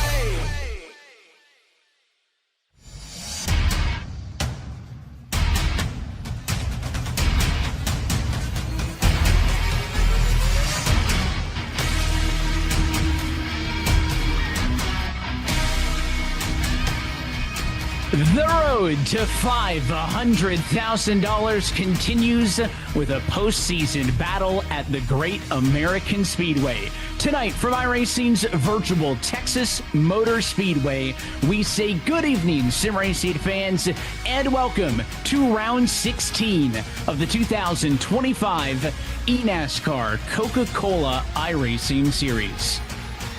There is one race down and 2 races to go in the round of 10 here in the eNASCAR playoffs. And we're happy that eNASCAR Tuesday night continues on as we welcome you back into the booth alongside Kenneth Bueno. My name is Evan Pasoko, KB. We've already had 2 checkered flags on the night with our Sunoco All-Stars, but now is the big event. The top 40 sim racers in the world ready to do battle, and 9 playoff drivers hope to be walking out of this one with a golden ticket to a Homestead finale. 9 playoff drivers, Evan, trying to fight for only 3 spots. With Steven Wilson winning 2 weeks ago at Michigan, it kind of sealed off any other chance at maybe putting Wilson behind. And with what we've seen from Michigan 2 weeks ago, struggles for some playoff drivers, maybe good races from others. Now and next race at Phoenix is really where you have to control that destiny. 2 very difficult tracks, and it starts at this very fast 1.5 miles in Fort Worth. And we'll bring in the 3rd member of tonight's broadcast team. You get a checkered flag, you get put on race-winning duties. Our Sunoco All-Star Challenge race number 2 winner, Ryan Vargas, is going to be hanging out. So, Ryan, first off, again, congratulations on the win. And now you're in the analyst seat as we get set for 100 laps here tonight. Yeah, you know, I had a lot of fun in the All-Star race. It was a great battle. Caden Honeycutt was a legend for the shove, but we're gonna be setting the field. We're gonna be setting our championship 4 here tonight, because I don't see any way that with how strong our playoff contenders have been, we're gonna get either A, another Steven Wilson dub, or B, one of these guys to lock themselves into the championship 4 at Homestead. We'll find out if Wilson were to get another race win, it would guarantee at least 2 points paying positions in that championship 4. So we'll see if that twist enters the conversation tonight. For NASCAR Fan Awards members, tonight's exclusive member code is Texas 2TH. That's Texas 2TH. Enter that on your member dashboard and earn your 50 points for joining us here tonight. You could always go to NASCAR.com/fan rewards to sign up if you're not already participating. Well, let's go trackside and take a look at your Coca-Cola starting grid for round number 2 of the playoffs. Parker White will find himself on pole position, bringing us to the green flag tonight, joined alongside by Malik Ray in the number 2 position. And then how about a pair of rookies on road 2? Connor Urashak starting 3rd, and Christopher Hill for Apex Racing rolls from the number 4 spot. Back on road 3, it is the FGRXL E-Racing 14 of Seth the Merchant, ahead of your next highest playoff car, the BS Competition 89 of Jordy Lopez. And back in 7th is where you find Bobby Zelensky in the ERA Esports Chevrolet, team owned by NASCAR driver Jesse Iwuji. He's 5 points above the cut line. Quentin Warman, rookie driver, on the outside in 8th. Then the other Hayek Motorsports Chevrolet of Dylan All inside in row number 5. And 6 Karma's Daniel Falkingham trying to recover after some rocky weeks. He'll be on the outside to close off the top 10 group. Steven Wilson for Spire Motorsports has been the dominator all year. He won the last time we were here at Texas in 2024. With Matt Busa, the Kevin Harvick Incorporated number 62, he lines up for P12. At back on row number 7, you'll find the second BS competition car. That's the 99 of Michigan Garrett Lowe. He is next to the William Byron Esports 97 of Tucker Minter. Surprise coming into tonight, 18 below the cut line for who many people picked as a championship 4 car. He's going to be ahead of the KHI Inc. 29 of Jimmy Mullis, and the Spire Motorsports 7 of Femi Olatunbosun, who wants to continue to carry the flag for the team that is leading your team championship. Back on row 9, it is the Jim Beaver Esports 5 and 8 Stewart, and the Channel 199 Sim Racing 199. That's Dylan Duval. Back in 19th is the Kansas City Pioneers number 24 of Casey Kerwin, who's 2 points above the cut line after a P2 finish at Michigan 2 weeks ago. Alexander Russell, the rookie, great top 20 qualifying effort for Kanan Esports. And then on the inside of row 11, the Atlassian Williams Sim Racing number 4, Donovan Strauss. And on the outside in 22nd, one of the Junior Motorsports Chevrolets, Briar Pratt on the outside. Graham Boland completes the Kansas City Pioneers group inside of row 12, and the first of the 2 E-Racer cars, Tyler Gary, his number 69, is 24th. Inside of row 13 tonight will be the Jim Beaver Esports 15 of Colin Keister. He is last in the playoff standings. Entering tonight's race, he'll be joined by the Vegas Inferno 21 of Michael Guest. Rest of the drivers on this page, non-playoff cars. The ERA Esports Team 34 of Michael Cozy Jr. Next to the Austin Dillon-owned Team Dillon Esports 3 of Blaze Crawford. They make up row 14. And back on row 15, the Latard Esports 36 of Kwame Scott. And the 6 Karma 19. That's Eddie Kerner. The other Channel 199 sim racing Toyota lies here. Zach Novak, playoff driver who crashed for Michigan 2 weeks ago. He is 26 points below the cut line, and he's 31st tonight. Timmy Holmes for RFK Racing. His Ford is 32nd. Team Dillon Esports has Taylor Hurst inside of row number 17 with the William Byron Esports number 25. Nick Ottinger, a driver who has captured the win before here at Texas. Vicente Salas for Kanan Esports, who's 9 points above the cut line going into this race. He's got to work from deep in 35th. And Junior Motorsports' Blake McCandless, the other end of the team, in 36th place to the green. Continuing on through on row number 19, it'll be Colin Bowden in the RFK Racing number 6. He's next to the FTRXL eRacing 12 of Ryan Luza. Those are the final cars to take a time in qualifying. And someone called the doctor, your 8th substitute driver of the year. It is Brian Beccario stepping in for the eRacer 42. He's going to be next to the Apex Racing number 98 of Cody Bias. That is a look top to bottom at your Coca-Cola starting grid for tonight's race here at Texas Motor Speedway. And as the field rolls off and we get set to get things underway, Kenneth, let's take a look at our Logitech G race format. Well, Evan, we're back at a mile and a half, which means we're back with the same format at intermediate tracks. 100 laps, 150 miles. And what we will note, of course, are the tire sets available and the pit window. If we go green all the way like we did last year, we could see those drivers pit a little bit after halfway. But Texas is hot. It is fast, and although it's not super abrasive, eats up the tires very, very quickly. So for our Logitech G race analysis, it's take care of the tires through 100 laps. If it goes green, pit after halfway, and you are golden. In that race last year, went green all the way. Do we see under the green flag race that allows the strategy to play itself through here in this 2025 iteration? It is our 14th visit all time to iRacing's virtual Texas Motor Speedway, and it is the defending series champ on pole. Kenneth has got him on the radio.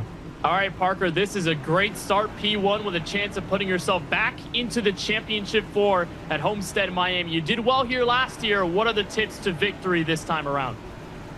Yeah, I mean, this should be a pretty fun race. It's just going to be about adapting to all the lanes. I think it's actually going to be pretty similar to Kansas the last time I got the pole. So just going to have to look where the rubber is on the track, see how the track's going to wear in. And we didn't really have much of changing lanes in 3 and 4 last night, but in the warm-up, I felt like the middle was coming in. So we'll just have to wait and see. Like you said, I've always felt really good at this track. Last year, I had a really good run here as well. So started from the best spot here. So just hope for the best. That's Parker White on pole position here from Texas Motor Speedway. Top 5 run last year, trying to go right back to the very same Championship 4 spot where he won the title 1 year ago, Evan. He's got a lot of non-playoff competition around him, though. Probably a good thing, though, if you're one of those red marked cars on the racetrack, those playoff drivers running for the title this year. Yeah, playoff cars starting 1st, 6th, and 7th inside of the top 10. Only 3 of them a little bit of a surprise. Parker referenced the last time he was on a pole. That was at Kansas earlier this year. The only other pole he's had this year, he went on to lead the most laps in that race, but it came home with a P4. Parker still looking for a first race win of the season. Man, what a time it would be to do it right here and right now. Tonight is also the finale of the William Byron Esports Bracket Challenge presented by Logitech G. It is Ryan Luza and Parker White in the finals. Parker White will start this race from the number 1 position. Ryan Luza from the number 38 spot. So if you're still in this bracket challenge, you're going to be hoping, if you pulled for Luza in that one, you're going to be hoping for some magic. One more reminder for NASCAR Fan Awards members, your code tonight is Texas2TH. Get your 50 points. But all right, Vargas, I'm going to put you on the spot here in this one. You were just ripping around in Texas in an ARCA car as we transition to these Cup Series machines. But what are some things that make the Texas Motor Speedway unique when you compare it to some of the other intermediate tracks we've been to this year? Well, the biggest thing about Texas is how flat 1 and 2 is. You go into that corner and you toss it in there, there's a lot of off-throttle time. And if your car doesn't rotate through the center and still get a good drive off, it's going to hurt the rest of your lap. Because 3 and 4, I don't know how much throttle these guys are carrying through 3 and 4, but I have reason to suspect that they're carrying a lot of throttle, if not hardly lifting through those corners. And if you have a bad exit out of 2, that lack of speed is going to carry all the way around the track to the entry of turn 1.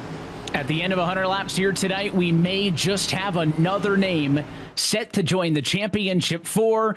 The stakes are bigger than they've been all year, and we're happy that you're spending this Tuesday night with us. Pace car down and in. Field in the hands of Parker White and the number 95. Let's go racing at Texas.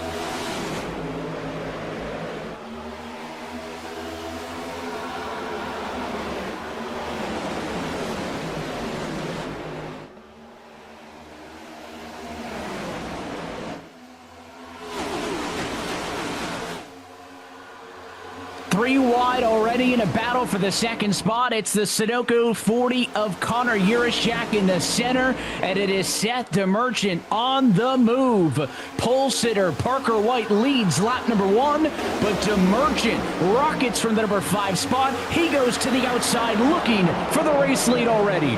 And a smart play by DeMerchant on the opening lap, Evan. Went down 3 wide. You want to choose the bottom, especially in the first run through 3 and 4, where, like Vargas said, you are hardly lifting off of the throttle. Use the high side to try and play a little bit more offense in the middle, the slower end of the speedway. But right in the thick of things is where everyone's going to try to decide their track position. This Texas Motor Speedway is wide in some portions in the corners, but down the straightaway really narrows up a lot. Still 3 wide in the middle of the pack. It's the onboard with Nate Stewart there, center of it all in the 5. The driver up the road in the chaos is the 199 machine, Dylan Duval, one of the playoff drivers, identified by those red markings on the spoiler, on the splitter, the windshield banner, and of course on our timing and scoring left-hand side of your screen. 3 playoff cars now occupy 3 of the top 5 positions in this race as Zelensky up 4 spots. He's to 3rd, also making some quick work off of the drop of the green flag. Yeah, we saw a lot of stack-ups there early, especially on these when these tires are colder, going through turns number 3 and 4. It is so bumpy. You're carrying so much speed. We've seen a couple guys tumble down the leaderboard. Connor Urashak was one of those drivers who started way up at the front. He's only fallen to 6th, but man, he was so close to completely wiping out and taking several others with him. We get through some of those hairy moments, and we get underway in a critical playoff battle that is only a 100-lap sprint. Let's take a look back, Kenneth, at some of the drama in the opening laps of this race on the bottom of your screen. And that's the Sunoco car, the 36 of Kwame Scott. Down low is the red and black number 2 of Zach Novak. And what Kwame Scott had is almost the same thing that his teammate Connor Urashak had in the opening lap in 3 and 4. Again, you're carrying so much throttle through there. All those bumps can rattle the race car from underneath. The rear tires light up and you're almost gone. So it's a fantastic save by Scott. Again, all of that lost track position on the other end, but it's better than having a dunked race car only 6 laps into the race. And there's a live look. Oh, it's trouble for Dylan Duval. Caution at lap number 6. The track racer Toyota pointed straight quickly, but involved in contact off of turn number 2. Duval in his 2nd career appearance in these eNASCAR playoffs, and I believe it was he, Kerwin, and Graham Bolin who came together off of 2, and now the question is, what does the right-hand side of the 199 look like? Well, I saw that incident developing from the moment they were offset 3 wide. When you're offset 3 wide, it's so hard to tell the placement of those around you. So we're going to get a quick look at it right here. You see right there, Dylan Duval in the middle there. Casey Kerwin washing up the track. Looks like got a little arrow tight and just nowhere for really any of those guys to go. Casey, he's just running the line that he thinks he has. He has no idea that Graham Bolin is stuffing it in the top of 3 wide there. And really, they just all meet in the middle and nowhere for any of those guys to really find it out, really. Yeah, quick look at the 199 shows no real front end damage, but certainly some damage to what would be the passenger side door of that Camry. And while all of your race leaders, unsurprisingly, KB, decide to stay out, Dylan Duval is going to be coming down pit road, we assume for repairs. More cars pit behind him, but he's the first car down and in, so this is a big playoff moment for Dylan Duval. It is, and just another tough break for this Channel 199 sim racing team. We talked about the struggles of Zach Novak at Michigan when he picked up damage from a caution that had absolutely nothing to do with him. He spent the rest of that race fixing that car, ultimately to finish mid-pack, and now sitting where he is in the playoff standings, pretty deep and below. So for Duval, I think he's just going to double check, cross-check the race car, see if he's got any big-time damage, but I believe, Evan, he's got away from it quickly. The only positive silver lining is that if we go green the rest of the way, he's got a bit of extra fuel, and that helps a lot. Yeah, and I'm just looking at his pit stop. He really did not sit in the box for any time longer than it took to get the 4 tires changed. So again, I would assume that means Duval doesn't really have much damage that he can get fixed in the box. But again, cosmetic issues could turn this night into a bit of a challenging one. So he's down to the pit lane early in this one. So bad luck in the opening 2 rounds of these playoffs for the Channel 199 Sim Racing team, the only team that has multiple drivers in these playoffs, with both Novak and Duval participating. So the 199 is going to go all the way to the rear of the field, and we will not have a caution-free race like we saw here at Texas just 1 year ago. As Parker White up front trying to go back to the playoffs as the defending series champion. As this eNASCAR Coca-Cola iRacing series is drawing to a close, though, Ryan, there is a lot more to come, including the all-new eNASCAR College iRacing series, which is a brand new format this year. We've got tournaments, we've got weeks, and it is really going to be something to behold.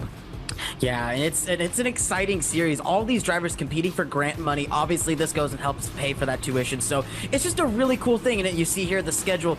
Every one of these rounds has a theme. The Queen City Crown, the Clash at the Beach, Sunset Splash at Homestead. I love it. I love the theming. I love everything about this series. It's so fun to watch these drivers and how they get their elbows out trying to go for it, because they know that it matters so long. And the next tournament starts August 26th through September 4th. So a couple of days left. So make sure you guys are able to get into that here. Yeah, there's been more than $250,000 worth of scholarship money that has been given out in this series over the course of its history.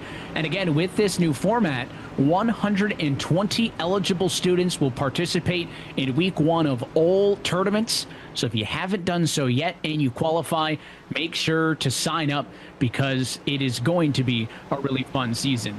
Well, lights out on top of the pace car as we get set for our first restart of the afternoon. White on the inside, DeMerchant on the outside. Still 91 laps to go in the Lone Star State. Green flag is back in the air.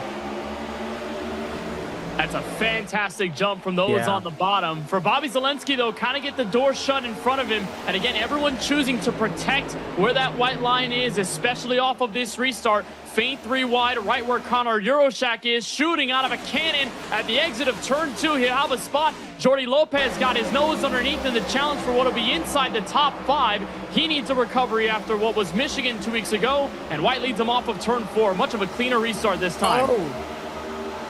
4 wide, that's not going to work. Trouble sideways, and Bolin saves it. The 48 still not in the clear, as now Michael Cozy Jr. slow on the inside. 4 wide, center at turn 2. Look at the car on the outside. Eddie Kerner taking spots in bulk on the outside of 1 and 2, trying to avoid all of the chaos. And up front, as the midfield settles in, we have got a new race leader at lap number 11. How about Seth DeMerchant to the top of the scoring pylon? Yeah, that's Mr. Where Did He Come From right there. Seth DeMerchant took advantage of kind of, I guess you could say, a little bit of a poor restart there by the guys on the inside lane, and really just was able to capitalize on it. Use the momentum through 3 and 4 and set up a nice pass at the wrecking down the back straightaway. Donovan Strauss, Michael Cozy Jr., a lot of cars. Brian Mercurio. Oh, man, a couple contenders taken out in this one. Nick Ottinger, the number 25 machine, one of the drivers involved in this one also. So a big mess and 2 quick cautions, Kenneth. Nothing like what we saw here at Texas just a year ago. Yep, last year they separated so quickly in the race and they just settled into their groove. This time it's much more about how aggressive do you want to be to gain track position in the first segment? And the answer is very badly, and that's where everyone starts coming into play. We were just about 4 wide, and then the caution came out. Huge crash.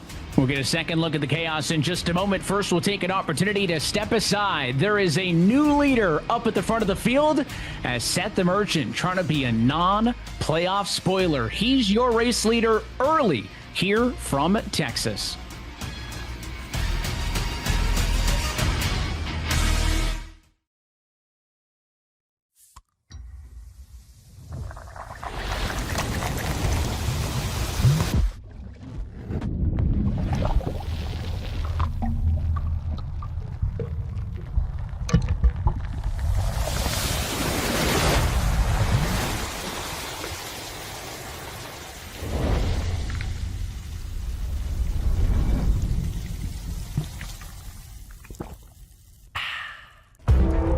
Every time you sit behind the wheel, you buckle up for the unexpected.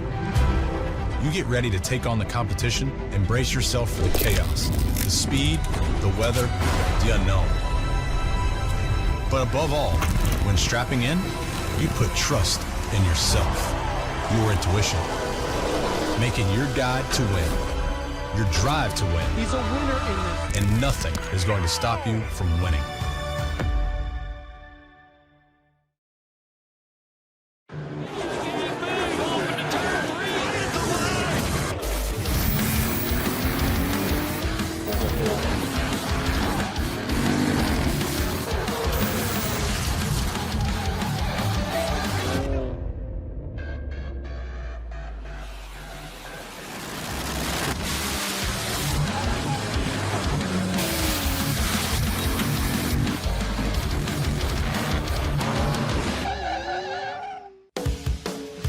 After the 26-week grind, 16 gather. Heroes, hopefuls, hot shots, hot heads.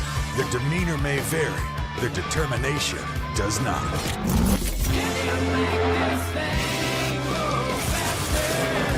Fortune brought them to this moment. Now it's up to them.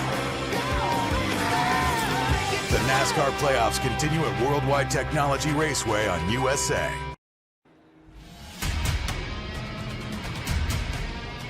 This portion of the broadcast is brought to you by Coca-Cola, the official fan refreshment of eNASCAR.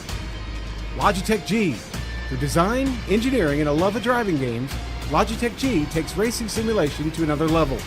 Logitech G, the official wheel and pedals of the eNASCAR Coca-Cola iRacing series. And by Sunoco. From fueling your favorite NASCAR teams to filling up at the pump, Sunoco is trusted to help vehicles perform at their peak. Sunoco. Performance is what we do.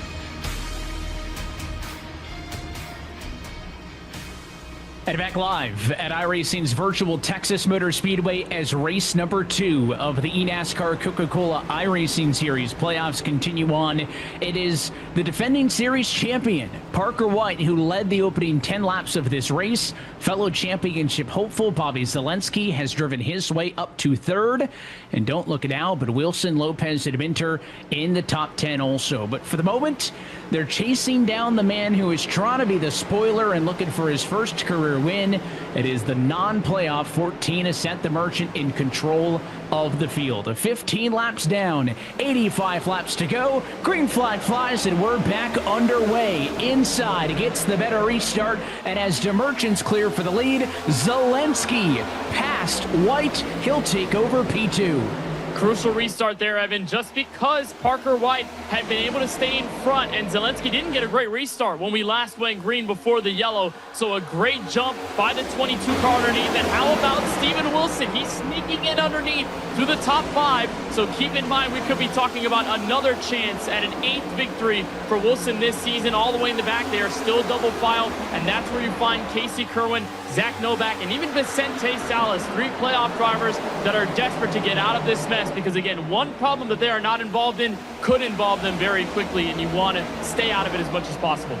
And the mess is right what we see on the bottom side of the screen. The midfield 2 and 3 wide. But some may have questioned, right? Steven Wilson locks into the championship race. You know, what kind of effort is the 77 going to put forth into these next 2 weeks? Well, he's driven his way through the field, started 11th. Book it as a P3 right now. No shock, the 77 is just as good as ever. Well, and it's no shock, but it's also, I don't even know if he's put in effort. I think he's just out there driving. He's on a Sunday cruise as we see 3 wide. Graham Boland once again shoving it in on the top side. He's going to make it stick for now, but another driver who's been a big mover so far tonight, Vicente Sal, is the wrecking into turn number 3. That was the 5. Yeah, Stewart was one of them. I think 2 cars total went around Stewart, and then it looked like the Build Submarine 6 of Colin Bowden. So 2 cars with trouble, another sloppy restart. And again, it wasn't really the initial start, but that's what, at least the second time that 3 wide, Kenneth, off of 2 just has not worked. I was about to say the common thread has been the back straightaway and off of turn 2. When you build up 3 wide, when you start to get accordion together, and also when you tightly pack them in on the straightaway, when you have such a wide entry in 1 and 2, you get some trouble. And obviously, Nate Stewart had nowhere to go. Graham Boland kind of shut him down in the middle. And we'll take a look there. That number 5 Ford Mustang is in the middle. Michael gets down the bottom. Graham Boland is established up top, so that's no fault there. But it's right about here where they're tightly packed in, and Boland just follows in the tracks of Blake McCandless, and so obviously it cuts in front of Nate Stewart, which bobbles him around in the middle of the group, bouncing off of Michael Guest, which sends the Vegas Inferno Chevrolet back up the track, and that's where they catch Colin Bowden and the rest of the game. Yeah, it's not clear on the bottom, and you can see the e-racer machine of Gary is able to sneak on through again. They were fine off the corner, but it's Boland who goes down to follow McCandless, turns down on the 2 cars below them. And again, Bowden's just there. I mean, he had nothing to do with the original 3 wide, but he gets involved. And Ryan, you talked about the offset. I kind of refer to it as stagger sometimes. I mean, just like a real-life NASCAR Cup Series race, all these drivers are going to have spotters. So you wonder, how difficult can it be to understand if you're 2 wide, if you're 3 wide? On the restart prior to this, Malik Ray was 3 wide in a battle for second. He queued up on the old driver radio and just started yelling, 3 wide, 3 wide. So there was no question with the cars around him. Hey, there's 3 of us here. As a driver, how helpful is a spotter letting you know where those cars are around you? Or at the end of the day, does it just come down to the decisions that you make with the mirrors and the vision that you have in the car? Well, it's a big role that the spotter plays, as we see also right here. One of our main Texas trends. 1 playoff driver has ever won at Texas. One of our only of our 2025 playoff drivers, and that one driver is, of course, Steven Wilson. But back to what you said, these bumpers, they're round, right? So once you get hooked together, it's so hard to hit square. But the big thing that I want to talk about, Graham Boland, he is driving super aggressively, taking it 3 wide on top. And you may be asking, well, he's not a playoff driver. Why is he driving so aggressive? The relegation line. He is outside the top 20 entering this race, and he has to fight tooth and nail to be above in that top 20. Another driver who has to race aggressively, Tucker Minter. He had a rough race out in Michigan. He was my pick for the championship. I know, a little bit of a sleeper pick, I guess you could say, but he's one of those guys. He needs to continue racking up good runs. In my opinion, he needs to rack up some wins if he's going to have any chance to beat Steven Wilson. There's a lot of experience in this playoff field. Only 1 driver of our playoff 10 is competing in their first career playoffs, and that would be Colin Keister. The flip side of that conversation is the man sitting in 3rd place in the Core Power Chevrolet, and that is none other than your 9-time playoff driver, Bobby Zelensky. Kenneth, he has made the playoffs every single year that the playoffs have existed, and he has made it to that championship for, feels like sometimes just as many, but is yet to secure that first career title. There is no shock the 22 is in the conversation again here tonight. Lots of people say Zelensky lives for the championship 4 and looking for another entrant tonight. And Texas is good to him. In all but 1 of his Texas starts, he's qualified in the top 10, and that includes tonight with P7 on the starting grid. So Texas could give the magic to Zelensky, and I'd say it's a good place to be on the restart inside of row number 2, where you can piggyback off of the run by the Merchant and get a solid charge ahead of Wilson in turn 1. 5 playoff cars will restart inside of the top 8, but it is still the Eat Sleep Race Toyota of Seth the Merchant up front. Green flag flies, 79 laps to go, and again it's a better start for the inside of the racetrack. Look at those bottom 3 lined up, now looking to the inside. Zelensky going to go underneath Seth the Merchant. Oh man, Zielinski's trying to get the drive off. He's going to remain barely at the quarter panel. No, he's not. He's going to move back up to the top lane. No, he's not. He's going to get taken to the outside by Steven Wilson. Wilson's going to go to the top lane, try and roll that momentum on the top side. We've seen this middle come into play, but on these short runs right now, it has no effect as we're wrecking again. Spinning off of 4. There they go. Another caution. It's the 47. The 56 is also involved in this one. So trouble that starts with Dylan Alt, who goes around. Second spinner was the 66, Alexander Russell, who gets some damage. And again, the cautions, breeding cautions, have more. Race cars wadded up, and we're not even a quarter of the way through this thing. And most importantly, Evan, playoff drivers involved. Jordi Lopez got a little too wide in turn 4, smacked the wall, and came right back down.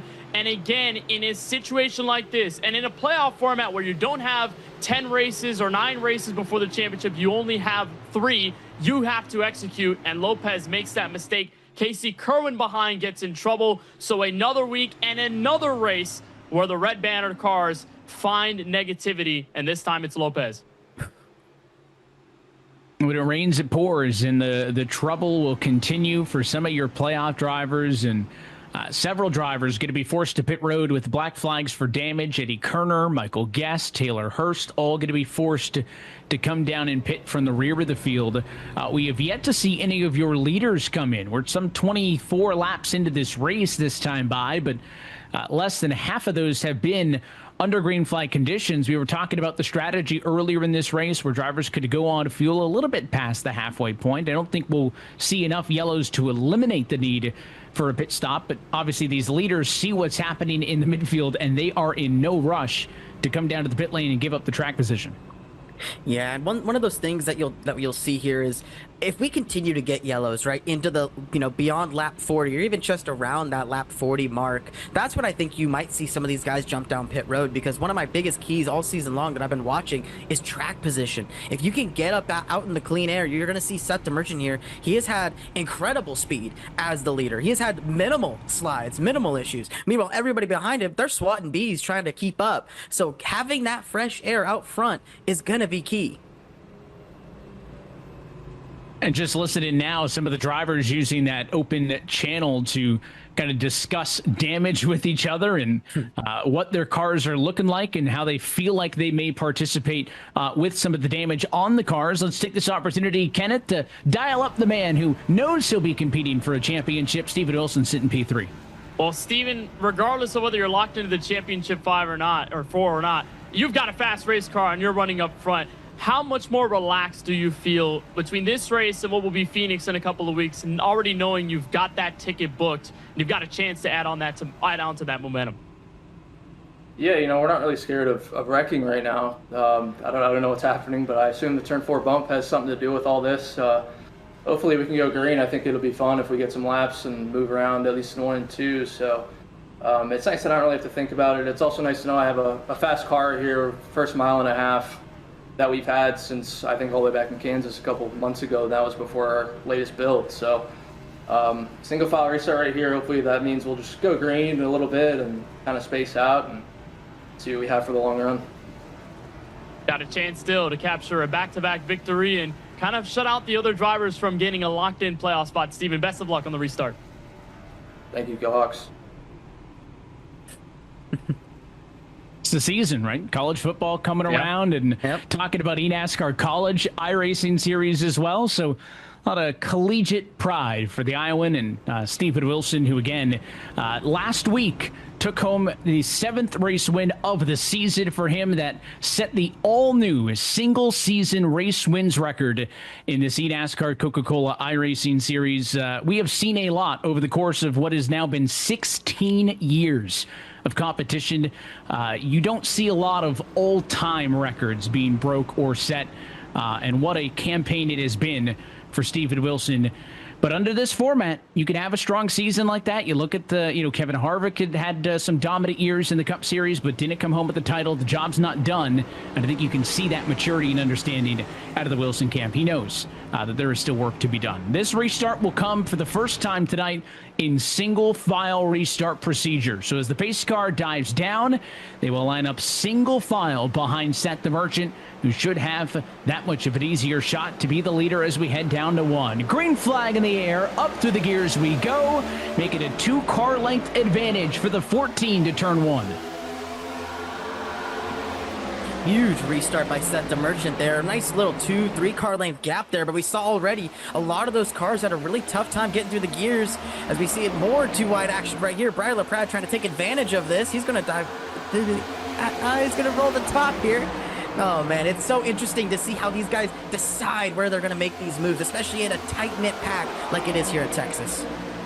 And now it's Christopher Hill on the outside. The number 50 machine behind him in line. That's Quinton Warman working up top as they battle just outside of the top 10. And Christopher Hill is way up the hill in turns 1 and 2. Going to force a 3 wide. The 50's in the middle. It's the trouble spot on this Texas Motor Speedway. They survive it as the 50 Warman slices across the nose of Matt Busa. As you go on board, that was Byron.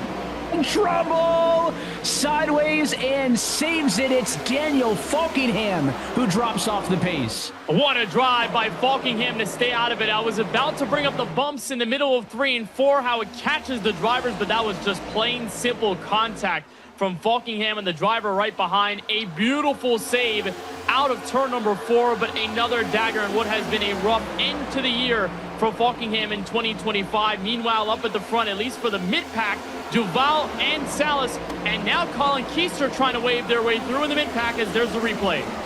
See the replay on the bottom of your screen. There's the touch that got Falkingham loosened up. We stay green, and then live on the top of your screen, you saw hitting the outside wall quite hard was Brian LaPrade. That cost him 2-3 spots, allows Duval to get clear of him, and now LaPrade having to do battle with Keister and others back around the number 15 spot. Up front, it is Seth the Merchant, your leader, Bobby Zelensky second, Steven Wilson third. The only thing that has been consistent tonight besides the yellows has been those top 3. It took him a couple of laps to get in that order, but since then we've seen the 14, the 22, and the 77 run that way for some time. And a live look at your playoff points with a non-playoff car leading this race still shows you 3 points paying positions in as they run, with the 95 of Parker White on the bubble. My eye is on Vicente Salas, that number 11 and the number 3 seed there. He started deep in the field. We see a couple cars pound the wall off the exit of 4, but he started this race so deep in the field that he is doing damage control, driving all the way up to the 12th position. So amazing recovery here for Vicente Salas.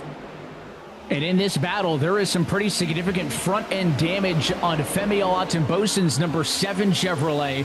Curious if that's going to be hurting him at all. He sits in the number 10 spot ahead of this. 3 wide to turn 3. It is Ryan Luza on the offensive, trying to make a move on the inside. Christopher Hill's going to carry the speed off to the corner.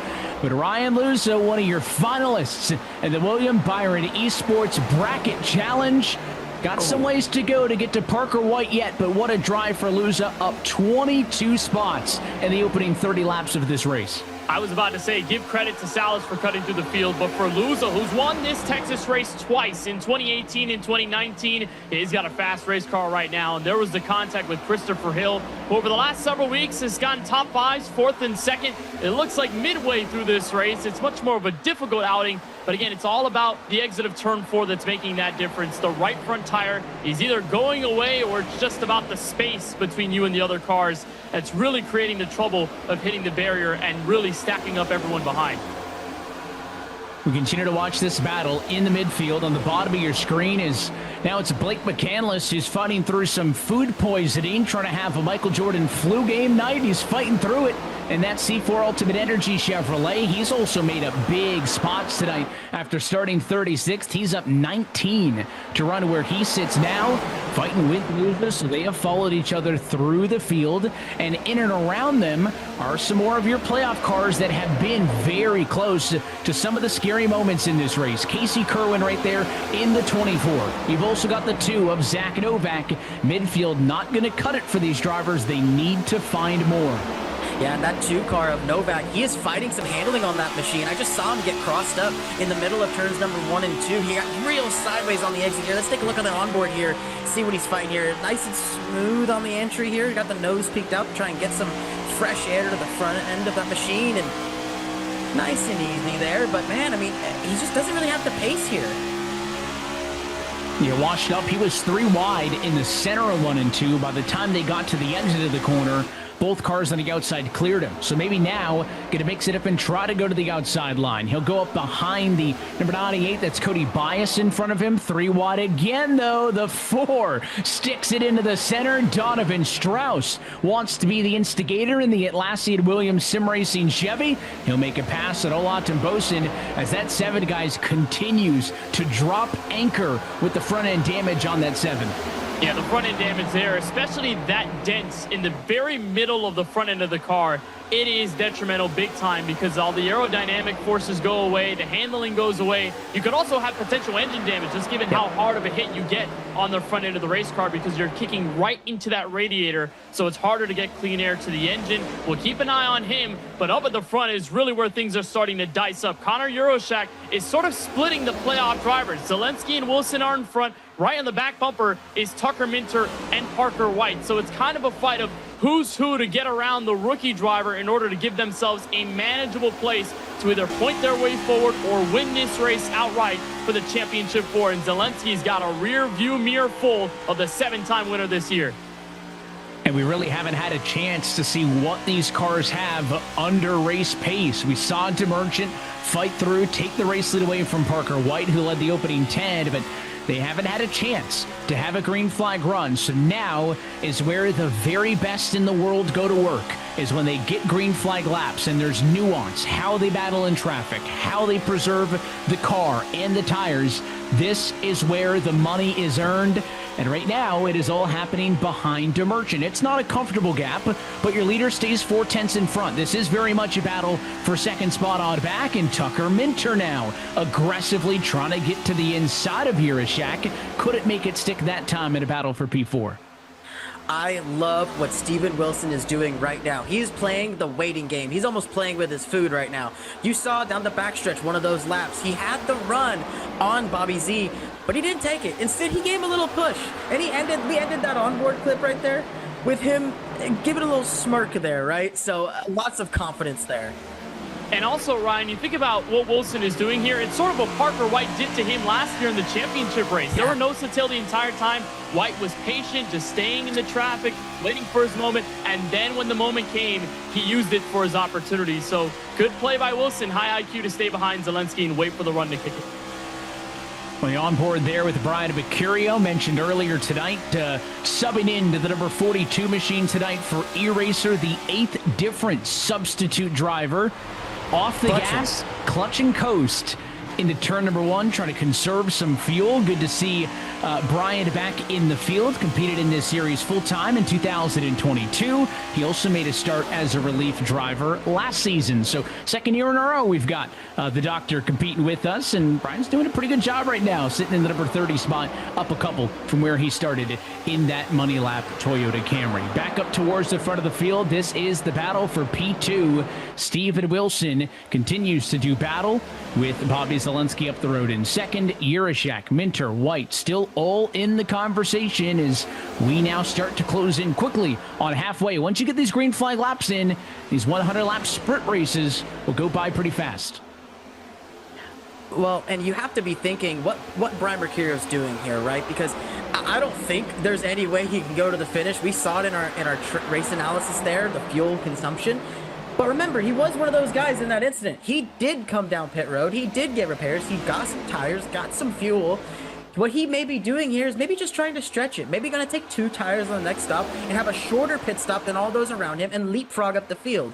That, or maybe he's going to try something that I don't think is possible. We'll just have to wait and see. And one thing to keep in mind, too, we talked about Dylan Duval earlier in this race, right? It involved in an accident. We were worried, well, hey, what's the What's the damage going to look like on Duval's 199 machine? Well, he came down and pitted after he was involved in one of the accidents, so he's the only driver right now, top 11, that is pitted. Again, it may not be a huge advantage, but it's something. He has driven his way back into the top 10, so that's impressive stuff as the battle for second swings in favor of the 77. Wilson through and clear on the inside of Zelensky. Well, not fully clear yet. Zelensky had backed up. You saw the fire come out from the right side of the exhaust port. He was slowing down on the apex to make sure he can throttle up on exit and get right back underneath, but he'll get shut down there. But if we're talking about Dylan Duval's strategy, I'm curious about where Casey Kerwin and Zach Novak line up in the mix, because we look at when they last pitted. They pitted 21 laps ago. And we had so many yellows in between that in the moment, Evan, they could be able to save fuel, hitting that clutch pedal under the yellow flag, and now be able to extend their run just a little bit longer. This is the play that they wanted to see all night long with their strategy, is to have this race go green, stay out as long as possible, and make use of the advantage. When we talk about some Texas trends, how about Ryan Luza? He hasn't led any laps so far tonight, but he's one of your biggest movers and has led more laps at Texas than any other driver who is active in this series, leading 280 laps here at the Texas Motor Speedway in his career. So Ryan Luza, again, started 38th.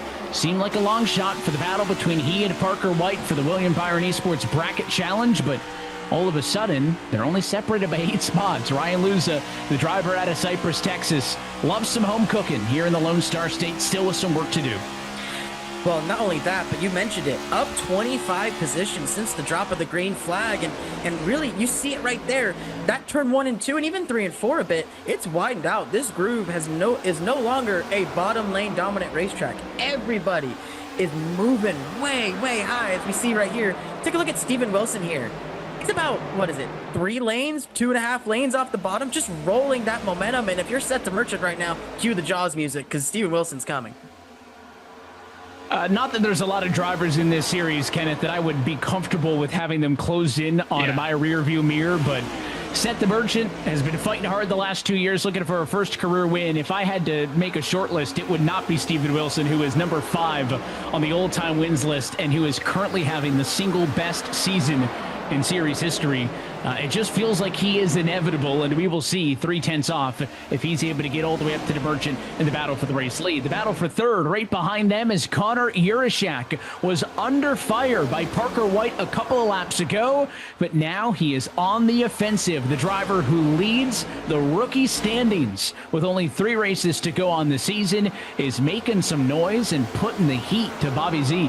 You know, we mentioned Evan being hot at the right time. Euroshack has been like that all season long, but it's really ramped up lately. Over the last 3 races, 2 of them have been top 10s at Indy and at Pocono, and he's picked up other top 10s across the year as well. So he's no slouch at all. And it's one of those plays where if you're a rookie driver, you have that mentality of, I want to prove myself to the best in the world, number 1. But also, I want to have staying power. I want to stay in this series for as long as I physically can. And we've seen eras change between the longer tenured drivers phasing out, some new drivers coming in and setting the tone. Euroshak has done that in 2025. Rookie of the Year honors may just be the first step for the driver from up north.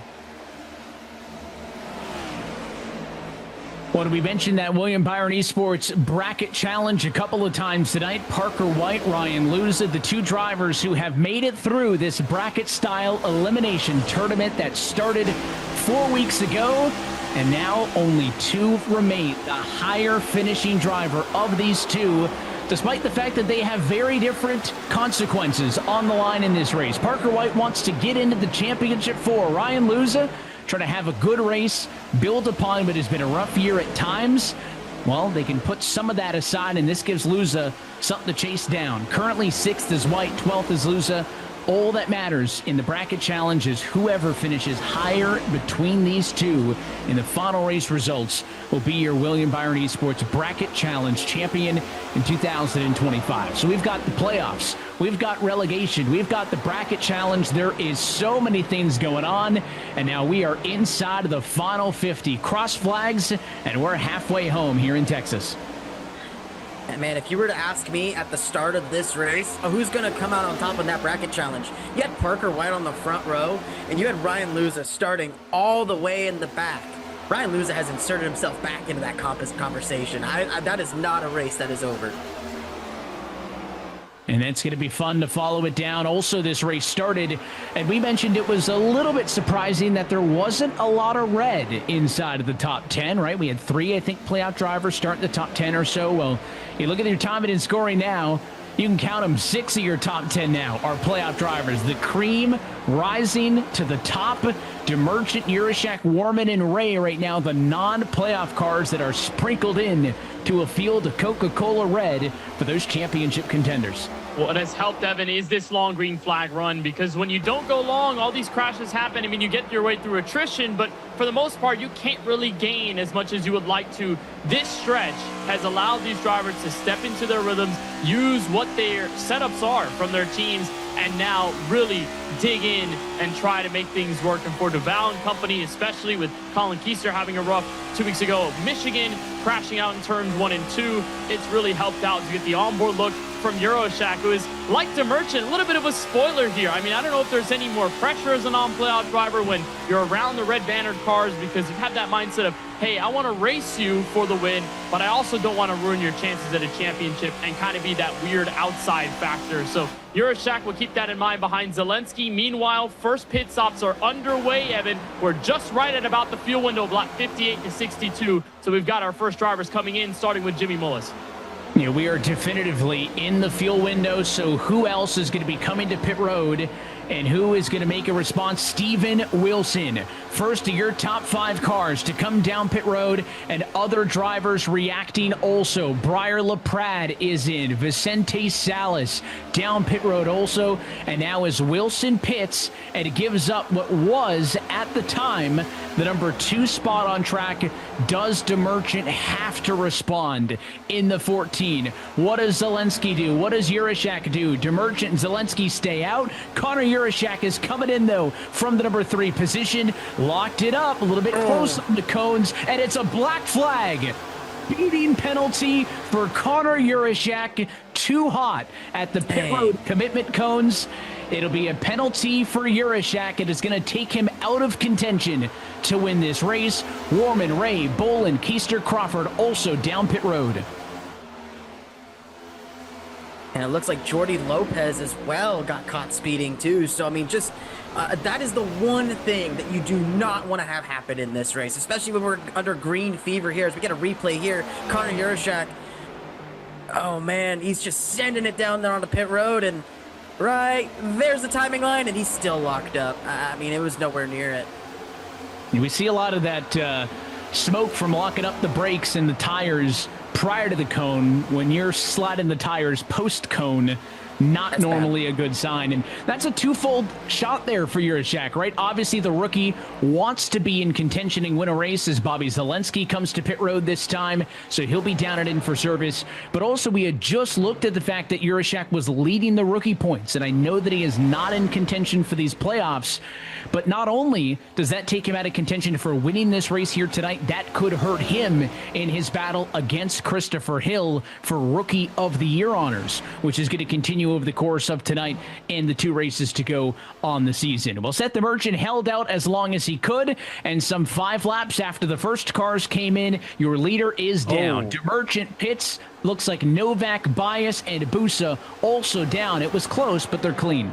And Tucker Minter nearly got a black flag there. All 4 Goodyear Eagles locked up at the entry of pit road. And again, we mentioned these 1.5-mile tracks, and Homestead will be no exception when we're there for the championship finale. If we get a long green flag run enough to kind of go into the middle of the race, it's such a difficult entry. You're braking and turning at the same time, and this is such a high speed entry in turns 3 and 4, so you really have to tiptoe your way around while also making sure you maximize all that speed. There's Blake Michaelis on pit road. Tyler Gary will take the race lead in turn, and I'm curious to see where Zach Novak is going to come out of all of this, Evan, because he's running in 3rd right now on the outside of turns 3 and 4. Unlike Casey Kerwin, who was on a strat to go longer but pitted now, Novak is looking to extend this run. And we mentioned the same thing with Dylan Duval also. Novak had pitted on one of these earlier yellows, so had been using fresh tires to work through the field. As to pit road this time, off of turn 4 comes Tyler Gary. Cozy, Novak, Ottinger, Lowe, and Russell now cycle through to be your top 5. So Zach Novak is on an island. Every single of your other 9 playoff cars have come down and pitted. What is the magic number for Novak, knowing that he is not as slow currently as everybody else was? Because remember, he had about 10 lap better tires than them, but it is not going to be as fast as fresh tires and hot laps. So how long does this decision go? And again, here's your points as they run. Novak, having stayed out, gets closer to the cut line at a -10. Once that car inevitably has to come down pit road, though, he'll trickle back down to the -26 into which he was when he entered today's race. And look out. Wow. Look at the cars on fresh rubber catching up to Zach Novak in turn 3. Oh man, this is an absolute hornet's nest if you're Zach Novak here. And if you're just him, you're just riding, you're just saying, guys, go around me. I don't want any part of this. This is absolute chaos as they're trying to maneuver their way around him. And you can see just the speed difference that these fresh tires have. Tire wear has absolutely been a part of the conversation tonight, and you are getting a perfect example of it right there. 35 laps to go. Your net leader in all of this is Steven Wilson. That should not surprise anybody, Kenneth. He was second before the pit cycle kicked off, but he was the first car to come down. He pitted in the end 5 or 4 laps earlier than DeMerchant did, so he got on the fresher tires sooner. He started running faster lap time sooner than everybody else. So once your top 6 pit, and they will have to pit, as Ottinger comes to pit road, they cannot go the distance. Steven Wilson will cycle through to race leader in this thing, but then he'll be on the slower of the tires. So it is far from over, but it looks right now like it was a bold move by Wilson. You can see those last pit stop laps now on the left-hand side of your screen.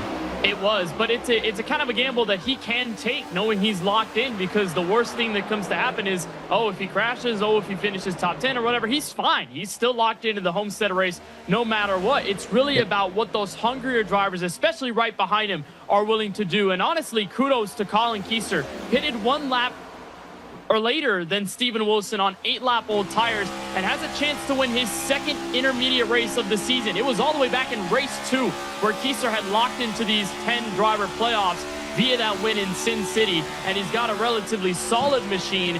Remember, even if he doesn't win, it's about manageable gaps heading into Phoenix Raceway 2 weeks from now, but a win would catapult Keister in his first playoffs to a really good spot. He's got a dual mono-a-mono with one of the best drivers out there in Steven Wilson.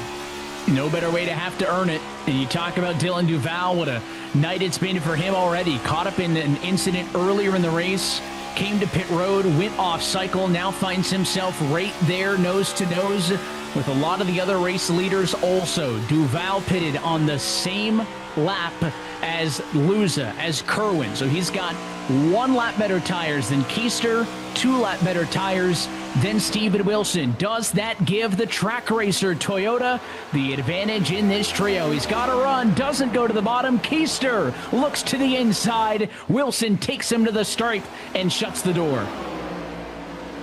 Oh man, I thought Duval was going to have to run on the top. He couldn't get there, and you saw Keister, he gassed it up in the center, and eventually it just put him in the wall. I don't know how beneficial that was for him, but he's going to dive to the inside of Steven Wilson. He's trying to go for the overall net lead here, and this would lock him into the playoffs if he gets it done. But here comes Dylan Duval. 2 loose on the exit at 2. Duval's got it wound up top. He'll take over what right now is the number 7 position. All of this for 6th on back, but should become the battle for the race win here at Texas. Wilson nose in front at the stripe, but what can Dylan Duval do on the inside of turn number 1? He is clear. Slides up, shuts the door. Are we done yet, though? Wilson gonna shove him down the back straightaway.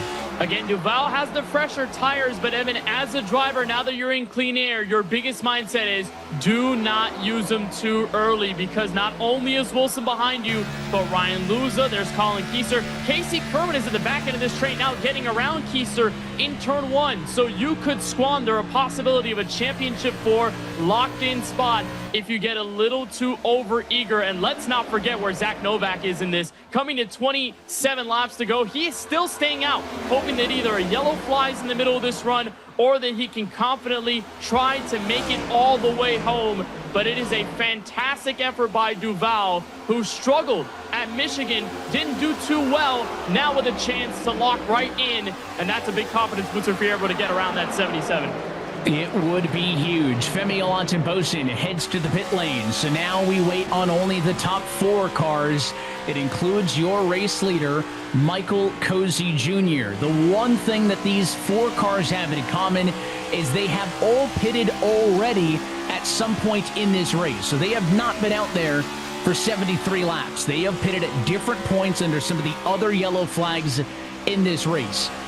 The Novak and Russell machines pitted 49 laps ago. I still think that is a number that would be too far for them to go the distance, so I still think all 4 are going to have to pit, but that's why these are the 4 that have gone longer than anybody else. And look at the traffic that Cozy continues to deal with. He's the leader, but he's probably the slowest car on the racetrack. And you got to imagine that Cozy, he's just hoping and praying for a yellow right now. If he gets a yellow flag right here, that is going to draw everybody back onto pit road and effectively just hand Cozy the track position and the race lead. Is wow, Briar LaPrade all the way up at the top, getting sideways, swatting bees as he comes off of turn number 4. All of these moments, these close calls, could be what plays into the favor of the top 4. These top 4 cars would likely welcome a yellow flag late in this race because they would hope everybody who has already gotten serviced would have run enough tires, or laps on their tires, I should say, that they would want to come back down anyways. You want a caution where you've got a pit and they've all got a pit behind you, and you get an instant boost of track position. So they're likely going to run it as far as they possibly can. And for a race that had all kinds of yellows at a stop-start nature in the first quarter, all of a sudden, less than 25 laps to go. It's going to get dicey here. This is almost reminiscent of what Indianapolis showed us, Evan, in the mid-portion of that race. Although the front-running Ford, they're not clutching and coasting. They are just giving it all that they can, just making sure that they can come down on pit road at the right time, but also hoping that that yellow flag would come out. So it's really just a matter of playing this game, because once you come over that threshold, Ryan, you're basically losing to all those guys on fresh tires. That blend is going to go into the favor of everyone who's already pitted, and you're just losing and bleeding time up at the front. But Cozy's hoping that someone finds trouble somewhere to try and go for his first win. Well, and one of the things that I'm looking at here, we talk about tire wear a lot here. Dylan Duval pushed and pushed and pushed to get by Steven Wilson. He has not pulled away. Oh, we got a couple cars with meatballs here coming out of pit road. Zach Novak, he has a flat tire. He's going to be coming down to pit road. If he can get there, he's hauling the mail. I don't know if that made it, but man, that was close. But Duval, he has not pulled away from Wilson here. This is going to be really interesting to see how this plays out. Yeah, I can't tell you if the 2 got a black flag or not, because he already had a black flag for a flat tire that forced him to pit road. So we'll keep an eye to see if he stays in the box any longer to serve a penalty. It was close on pit lane entry. That car leaves pit road after he gets 4 tires. So it is a clean pit stop for him. But in the end, he's forced to come down pit road, and now he'll exit in the high 20s. Ooh. So again, a huge swing for Novak. When he was up front, he was 10 points out on the live playoff points. Well, he probably add 25 to that, and he's right back to where he started the night. The gamble does not play out for him. And that leaves just Cozy and Russell as the top 2 drivers who have yet to come down pit road. Alexander Russell in the number 2 position, the driver out of Madison, Wisconsin, trying to play spoiler as a rookie, trying to get a first career win in the Micro Center. Toyota also completely committed to this strategy. At this point, there's no way out. You really can't get out of the strategy. You have to make that bed. You have to make the bed and you have to lie in it, basically, at this point. And for Cozy and Russell, they have to be really careful, because that was a warning shot from Zach Novak, and this is shades of Dover, Evan, all over again, where those tires were coming down, those final percentages kick in. The crew chief tells you on iRacing, hey, the tires come in flat, and then you get that meatball flag, and you are forced to pit unless or else you're disqualified if you don't pit within the 5 laps. So it is really a big time shot for Cozy and Russell, who have to really nurse these cars around while Dylan Duval is starting to close in. It's nearly 18 seconds between Duval and where the race leaders are in Michael Cozy Jr. and Russell, but it's just going to get really close, and a yellow would really change everything at this point. Inside of 20 laps to go now here from Texas. If you're just joining us, Michael Cozy Jr. and Alexander Russell need to pit before this race is done. They continue to try to stay out and catch a fortuitous yellow. If this pit cycle is allowed to complete itself, the battle right here for third is not only the battle for the win here at Texas, but is a battle for a spot in the championship 4.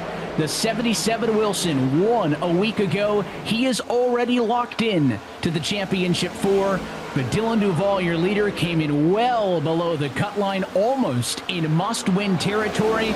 And he is going to have to hold off one of the very best in the game if he wants to punch his ticket here tonight. That's the battle up top for third. That will become the battle for the win once we see Cozy and Russell pit. Now 17 laps to go.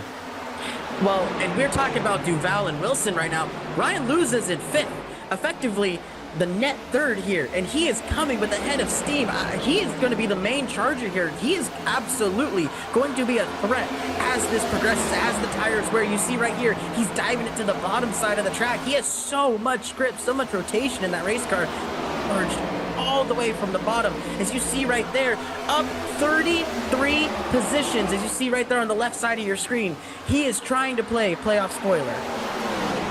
And that's 33 spots straight up, right? You see Cozy's 26, Russell's 18. There's some strategy playing that. Those 33 by Luza, those are straight up. He has worked his butt off to drive through the field. And oh, by the way, Ryan Luza is running ahead of Parker White.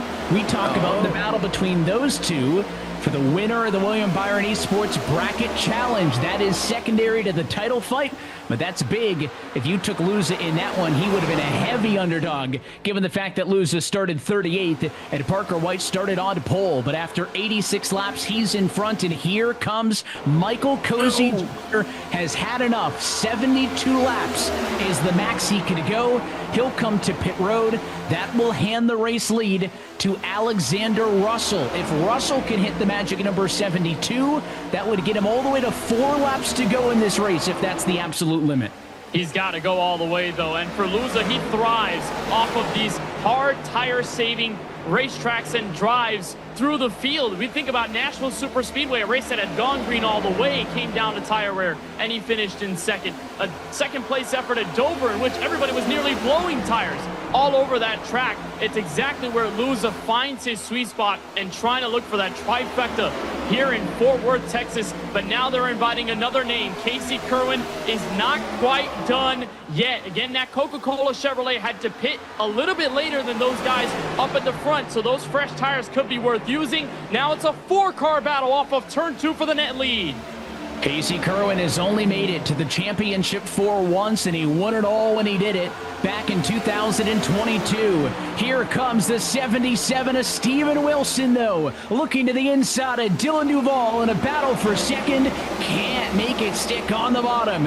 Duval so far cool under pressure. It is a 5-way battle for what should become the race win. Now into the outside. Can't make it work on the bottom. Can't make it work on the outside. Now he's got the run out of turn number 2. Huge run for Steven Wilson. He will take over P2 and gets around Dylan Duval. And don't look now, but Seth the Merch has entered the picture with the freshest tires of this bunch. Can he carve his way through and start to challenge Wilson? Kenneth, they have likely been saving a little bit, but now 11 laps to go. I think it's gloves off. This is almost looking like Charlotte. Evan, remember earlier this season where it was 4 and 5 cars in a big battle on tire saving, trying to make sure they can get the upper edge over the other. Remember how that race ended? It was a caution in those final few laps because they got together late.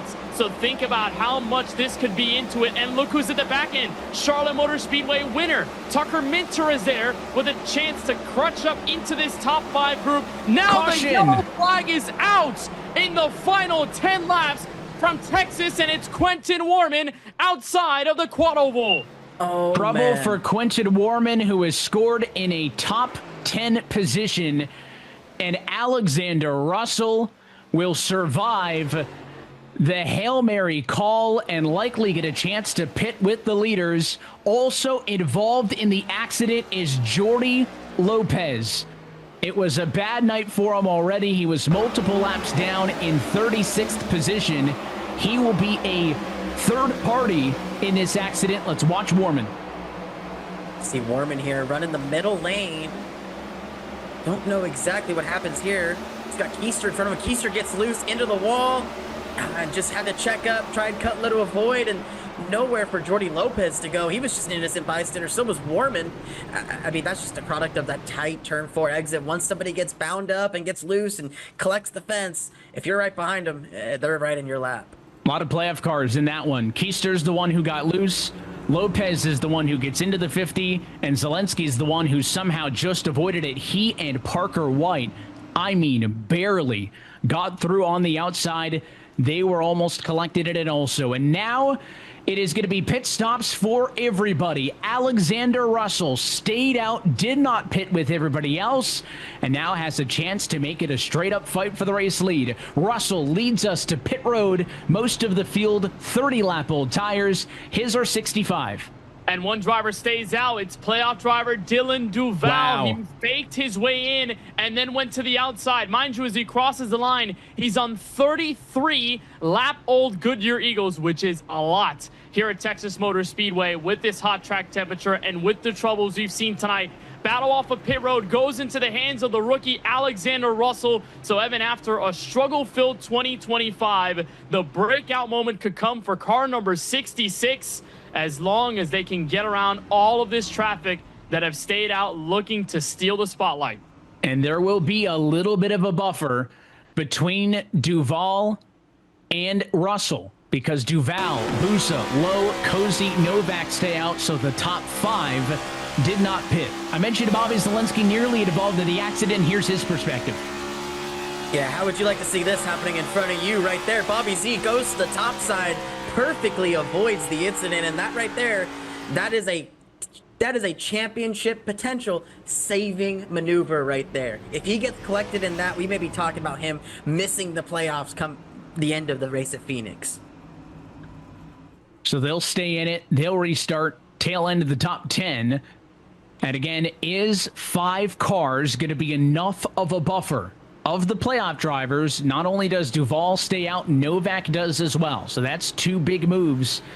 At least Duval would have been on pace with the leaders, right? I mean, would have had a pretty competitive car. So this is a big move for him. I think for Novak, a little bit less surprising because that too was just off cycle with everybody given the way his night had gone. But the first car on fresh tires is Alexander Russell. He's going to be to the outside of row number 3. We're going to be coming to 6 laps to go, Kenneth. To me, 6 laps is a long time if those 6 laps are under green. And we had a lot of quick yellows at the start of the race. That may be exactly what the doctor ordered if you're the patient Dylan Duval. Yeah, it's really going to come to a matter of running that race to the end. And how many times have we seen this go into eNASCAR overtime? It takes one spill, could be anyone in the mid pack, could be somebody at the back of the field. And we've seen on the restarts, lots of bobbles in the middle of 3 and 4, drivers lighting up the rear tires, and they come up the racetrack on a slide. And then that's just a chaos coming up right there, a domino effect, if you will. So for Duval, he's holding on to hope that maybe this race continues caution-filled and that other drivers behind, don't have enough time to catch up in the middle of this group. It's a gutsy call, but Duval wants a shot at a championship, and you've got to make gutsy calls if you want to be up there with the rest of those guys at Homestead. Duval's a 2-time race winner in the eNASCAR Coca-Cola iRacing Series, but can he capture the biggest race win of his career right here, right now? 6 laps to go from Texas. Duval on the old tires. Green flag and a checkup on the outside. Not a good restart for Matt Busa. Stacking the outside lane up. And Steven Wilson reaps the benefit. So does Novak. Here comes the 77. Fresh tires battling right now for P3. That fell directly in the lap of Steven Wilson. With the outside lane getting checked up, that completely negated everything that Alexander Russell did. Now it's smooth sailing for, as we have a pileup in the middle there. It looked like Bobby Zielinski's involved. Caution will fly just as Wilson went 3 wide for P2. Maybe a saving grace, yellow, as Duval will maintain the lead position at the moment of the yellow. And Bobby Zielinski was so lucky to avoid the accident prior to this one. He will not be so fortunate this time around, as that Core Power machine was a top 15 car and is involved.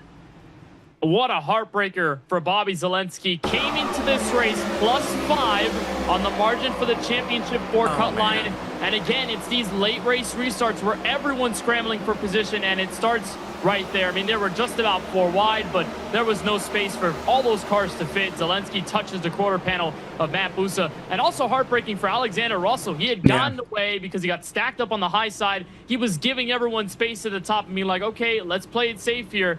And then all of a sudden has a car come up on his left and puts him right into the outside wall with absolutely nowhere to go. So for Zielinski, who we know always finds his way into that final championship 4 round, a middle race in Texas going bad for car number 22 is going to be a big time shocker, especially come Phoenix, a tough track to drive where you've got to manage your points going in, and you've got to find a way to either take a checkered flag or pray to the racing gods that the points give you away into Charlotte and the NASCAR Hall of Fame.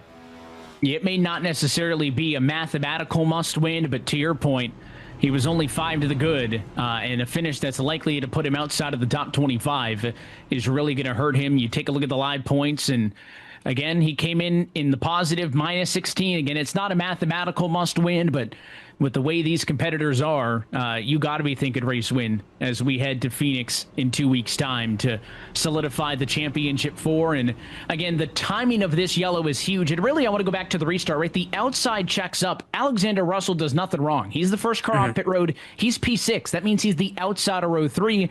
And the outside's the lane that went nowhere. It allowed Wilson to get basically the C's to part on the bottom. He jumps up into the top 5 because the outside didn't go anywhere. Russell's involved in the wreck.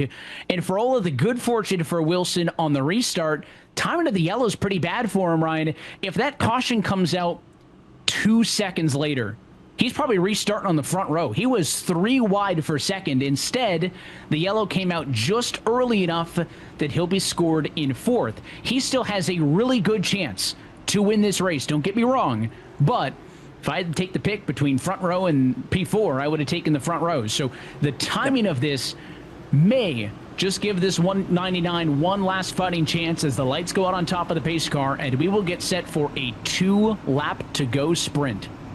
Yeah, and if you're Steven Wilson here, the biggest thing that you want is to be single file going down the back straightaway with Tucker Minter in your rearview mirror. With Tucker Minter restarting on this inside lane, yes, there's 2 more cars with older tires in front of him, but with how much better that inside line has launched on these restarts, I don't know if I have the trust in Garrett Lowe right now. Not that it's anything of his doing, but it's just the circumstance of these old tires and how bad that top lane is. I don't think he's going to get the launch that Steven Wilson needs, and if Wilson's going to be all up on the rear bumper of Lowe, that's going to cause him to spin his tires. So we're going to be in for an interesting restart here as we get the 2 to go. How does this one shake out? Does Dylan Duval make it to his first career championship 4? Or do we see Zach Novak make it to his first championship 4 since he won the series title back in 2019? Does Wilson double up and keep a points paying position open? We have got 2 laps left at Texas Motor Speedway to settle those questions. Pace car down and in. Duval in control. It's a beautiful start on the inside. 2 laps to go. He's clear. Make it 2 car lengths to turn number 1. Novak through. He'll take over second. Here comes Tucker Minter. He's up to 3rd. Look for him on the fresh tires. Once more, it was that wheel spin on the outside of the front row that got them all out of whack. They're 3 wide behind. Inside goes Zach Novak looking for the lead with Tucker Minter right behind in 3rd. They'll nearly spread out 3 wide at the exit of 4. White flag from Fort Worth, Texas. Zach Novak at the front of the field. Big block for second, white flag in the air. This race is official, and Dylan Duval is going to watch it all slide away. Up to second is Tucker Minter. Better tires, but a 3-car length disadvantage. Can the Logitech G Chevy make something happen in turns 3 and 4? Wilson looks to the inside. The battle's going to be for second and not for the race lead. Zach Novak, welcome back to the Championship 4 playoff race winner here in Texas. What a beautifully executed restart there by Zach Novak. I thought he was a sitting duck once Minter and Wilson got cleared, but they just got stuck racing each other and they just couldn't make up the ground. Massive victory for Zach Novak. What a moment for a former series champion. The first race win for Zach Novak since October 10th of 2019. It was on that date in which he was last in the Championship 4 and went on to win an eNASCAR Coca-Cola iRacing Series title. This winning moment is brought to you by Coca-Cola, the official fan refreshment of eNASCAR. And Zach Novak is back in the Championship 4.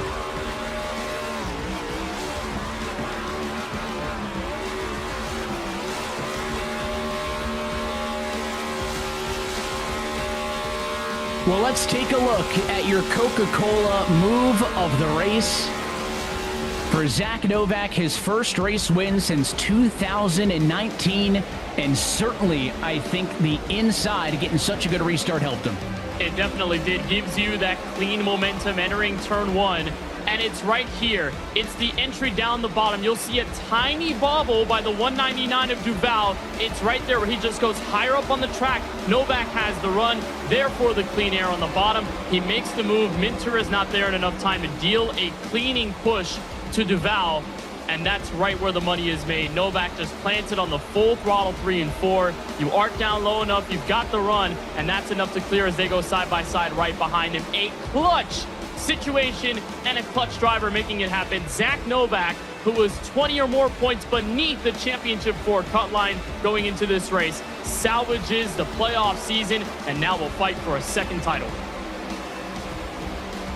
And you knew the 97, the 77, they had the better tires late ride, but that stack up with Duval coming to the white just put them too far behind, in the clean air for the 2 at speed had enough to beat them to the stripe. Yeah, I mean, you saw it right there when Duval got into him there. There was just nowhere to go, and those guys checked up, and now we have Zach Novak. It's been 2,154 days since Zach Novak has been a race winner in the eNASCAR Coca-Cola iRacing Series. Let's talk with him. Zach, huge victory here tonight. Tell us through what's going through in your mind, because I can only imagine it's a whole lot of static going on. I'm gonna cry, man. Just a lot of time and effort we put into this stuff, and as Evan said, it's been a long time, and we came so close, man. It just, you doubt if you belong here, you doubt if you're good enough. Everything under the sun you think of that you're doing wrong, and yeah, we got pretty lucky tonight, don't get me wrong, but dude, that feels so good. I can only imagine. It's so incredible to see the emotion. I could tell that this means a lot to you. Looking at Homestead, you've been there before. You've won the championship before. How do you approach this? Is it a similar situation? What's the mindset going into this, knowing that you've done it before and come out on top? Yeah, I mean, the work on Homestead starts tomorrow. We're going to be grinding our butts off, I'll tell you that much. And we're going to show up with, the same prep we've had all 16 other races, and give it our best shot. That's all I can really guarantee. Everything else is, it'll happen. It'll play out like tonight. We thought we were out to lunch and didn't qualify well. Made up a ton of track position and then made a bad strategy call. Shout out Sheets though, because he made up for it at the end. I'm so pumped for everybody on this Washer Tech number 2 team. Channel 199, Sim Racing, thank you guys so much for believing in me and taking a shot on me. And all of our partners, Racecraft, man, I'm blanking out. Track Racer, Yobo's Designs. Thanks, just thank you so much to everybody that helped us out, and I'm just so happy, man. I'm really just so happy. No, and well deserved. It's incredible to see the emotion. Congratulations once again on the victory here tonight, and we're gonna send it on over to Kenneth with P2 here. Here with Tucker Minter ends up second here at Texas. Tucker, possibly some mixed feelings here after chasing the main group down in that long green flag run. And it's P2 tonight. Based on the playoff situation, how big of a boost is this to try and point your way in or just have extra momentum heading into Phoenix 2 weeks from now? Yeah, I mean, it's definitely big. I think I'm like 5th in points now, I guess, with Novak winning. So, but we're still quite a few markers back from Casey and Parker. So, we're just trying to race for wins like we are every week. It was unfortunate what happened at Michigan, but, that's behind us. So we just have to look forward. And that's what we did tonight. I feel like I did a really good job of getting the Logitech G97 up towards the front there from 14. That first run, I did a good job of kind of just using the outside, using the bottom, just working my way through traffic. And then I was a little bit unsure of how that was going long, but it started to work out right when that yellow came out. And then we just ended up in the right lane, I think, at the right time on the restarts there. And if I had to do it all over again, maybe I'd done turn 3 on the second to last lap there a little different. But I'm super happy for Zach. He's a good guy to race with. Races nice and clean, and he was due to get another win this year, so happy for him, but really happy with the effort that the Logitech G Celsius iRacing machine team that we brought this week. It's a huge bounce back tonight at Texas, and you've got a chance to go into another championship for Phoenix. Congrats on the P2, Tucker. We'll see you in Arizona 2 weeks from now. Thanks, guys. Tucker Minter Evan ends up P2 in this race. Obviously not the dub, but after Michigan, it's a big bounce back. And for Zach Novak, gets right back into the championship four. 2 former champions are going to duke it out with 2 mystery other drivers that'll be decided in 2 weeks from Phoenix. For the first time in series history, we have had 6 straight first-time champions over the course of the last 6 years. And now the 2 drivers locked in first are former series champions. So they have come to the party. Steven Wilson, the non-surprising driver, Zach Novak, the veteran, back in the conversation. And we know by having 2 different playoff drivers win the first 2 rounds that, again, we can only promise at least 1 points paying position into the Homestead finale. Now, if we get a non-playoff winner at Phoenix, well, then we could have as many as 2. We can promise a maximum of only 1 spot in on points. And let's take a look at tonight's Coca-Cola full race results. I'll highlight the playoff drivers on this, and it's most of them. Zach Novak with the win ahead of Tucker Minter. Steven Wilson was here to play spoiler. He's 3rd ahead of Parker White. Man, what it could have been for Dylan Duval. A great showing, though, P5. McCandless ends up as the highest finishing rookie in 8th ahead of playoff cars Casey Kerwin 9th and Colin Keister in 10th. It's also Blake McCandless' best Coke Series finish, so shout out to Flu McCandless game. for that run. He said it on Twitter. He said he wasn't feeling good. There it is. It's locked in for McCandless. There's the rest of the group 11 through 20th. A lot of the non-playoff drivers and plenty of fast cars. Connor Euroshak was up there. LaPrade had been up there as well. Christopher Hill up at the front of this field, and got a feel for Alexander Russell. Had a strategy that could have given him the win, but he was just the unfortunate end of bad circumstances on a crash. And the outside of 3 and 4, he's P20. And you get to the midfield here, Bobby Zelensky's the shocker to me, right? I mean, he is a perennial playoff competitor. He's been in this postseason every single time we've held it. Feels like he's always in the championship 4. But a P25 tonight is going to put one of the very best playoff performance drivers on the outside looking in, headed into the final one. And then Jordi Lopez came into tonight below the cut line. He's going to need a win after he comes home with a P36. But Vicente Salas was the, I'll use air quotes, safest of the drivers because he came in 2nd in the points +9. Well, a finish in the 30s is going to put him right in that same must-win conversation as we look forward to the race in 2 weeks' time. The Logi Play 120 at Phoenix Raceway will determine the final two drivers who will fight for a championship, Ryan, here in 2025. Yeah, I cannot wait to get to this race here. I'm super excited to join the Countdown to Green team, Alan and Camille. We're going to preview all the action for this, and we got a lot to talk about leaving Texas. And of course, we'll look back on history at Phoenix. We've held championship races at this racetrack in the past, KB, but we will know trends and we'll know who to watch for. But tonight proved that you have to run the race for a reason, and we don't just put the numbers into a randomizer. We don't just go on precedent. You got to run the race. And despite the fact that there may be favorites going into that race at Phoenix, it is still anybody's game if you're one of those 8 drivers.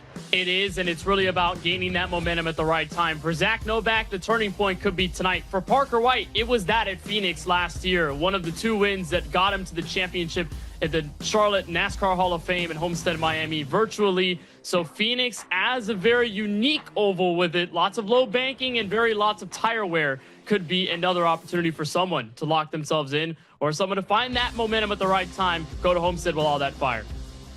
And with all that said, we hope you join us for it. In a couple of weeks' time, there is only one race left before we crown a champion here in 2025. Until then, though, that is going to do it for us here tonight from Texas. On behalf of our entire team, for Camille Salazar-Hadaway and Alan Cavana on Countdown to Green, for Ryan Vargas, Kenneth Bueno, and myself, Evan Pasoko, want to say thanks for tuning in, and we'll catch you for the last race of the round of 10. It comes at you in 2 weeks' time on Tuesday, September 16th from iRacing's virtual Phoenix Raceway. That race and every race of the eNASCAR Coca-Cola iRacing Series playoffs can be found right here on the iRacing Esports Network.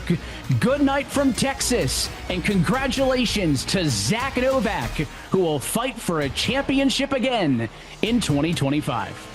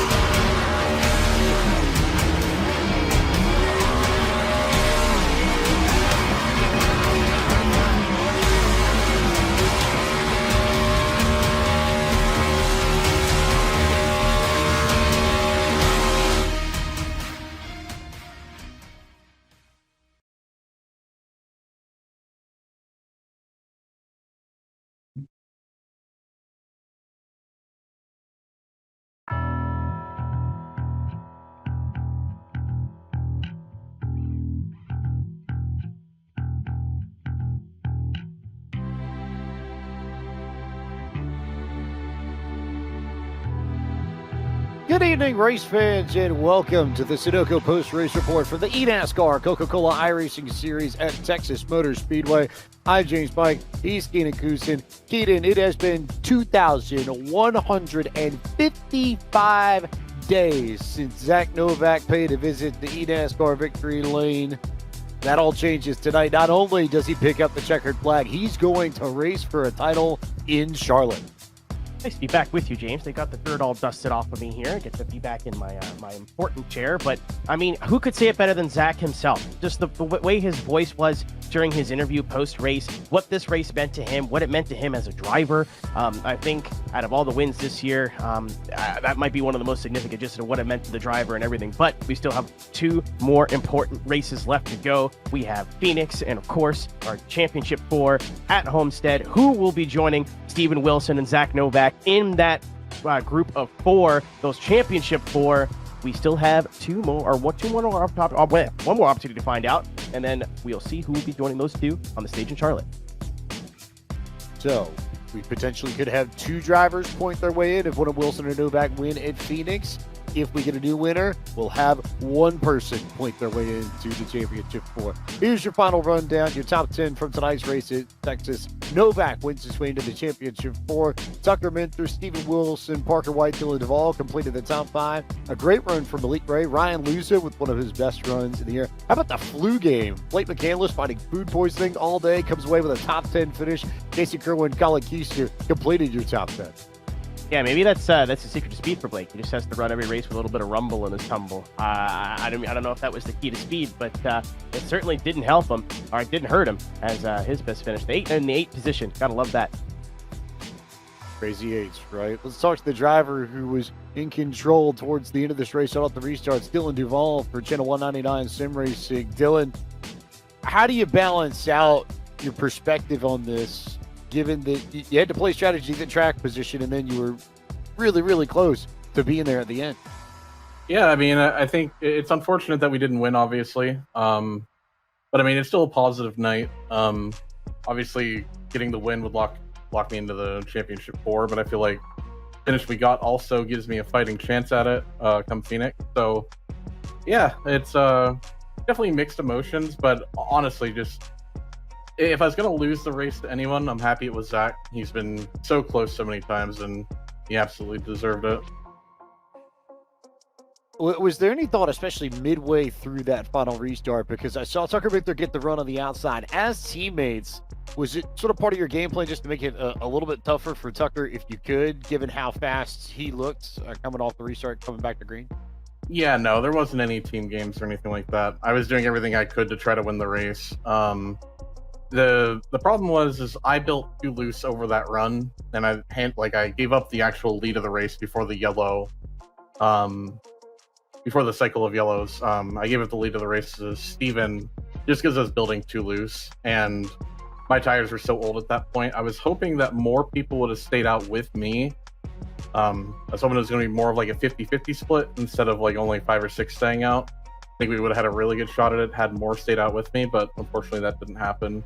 And those guys on better tires are just too close for me to really do anything with them. Just way too on edge, and the closer people get to you when you have the lead, just the looser it is. So coming through 1 and 2, as soon as Zach got close, it was just over, unfortunately.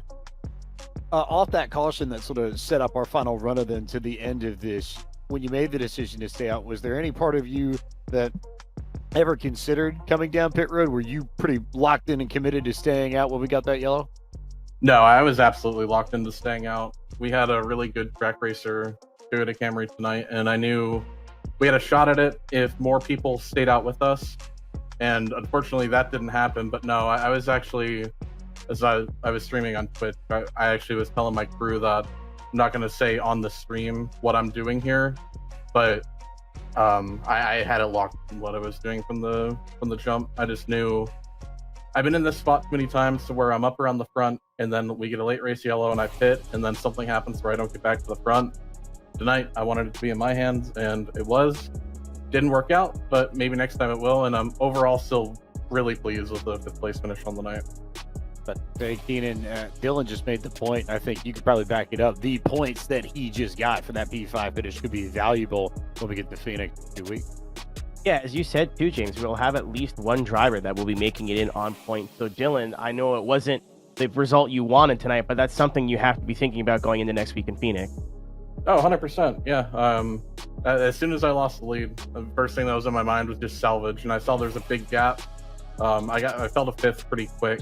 Then there's a big gap, and I just managed from there. Like, points are everything now for me. It's really unfortunate because at Michigan, felt like I had a top 5 finish on lock, and I got run into, got my car killed, and ended up with a 19th place finish instead of a 5th. So that could have been back-to-back top 5s for us to start these playoffs, but fortunately we just got to the top 5 tonight. But still, positive momentum. I think we have a shot going into Phoenix, and that's all you can really ask for. So obviously the start of the race was a bit, I think we'll undersell it here by saying it was chaotic. How do you stay locked in mentally when you're so stop, start at the beginning? Yeah, it's tough sometimes. Like, we had that spin early. I still haven't gone back and watched it. I don't know if it was on Casey, if it was on me, if it was just racing. It's really hard to tell in the moment, but I'll go back and watch it. No hard feelings either way. But yeah, it's kind of one of those things to where I've been doing this a long time, and I've been in a lot of situations to where I've let my mental get the best of me and take away my own chance at it. And tonight I just knew I couldn't do that with everything we had on the line. So I stayed locked in. We ended up on a little bit different strategy than most.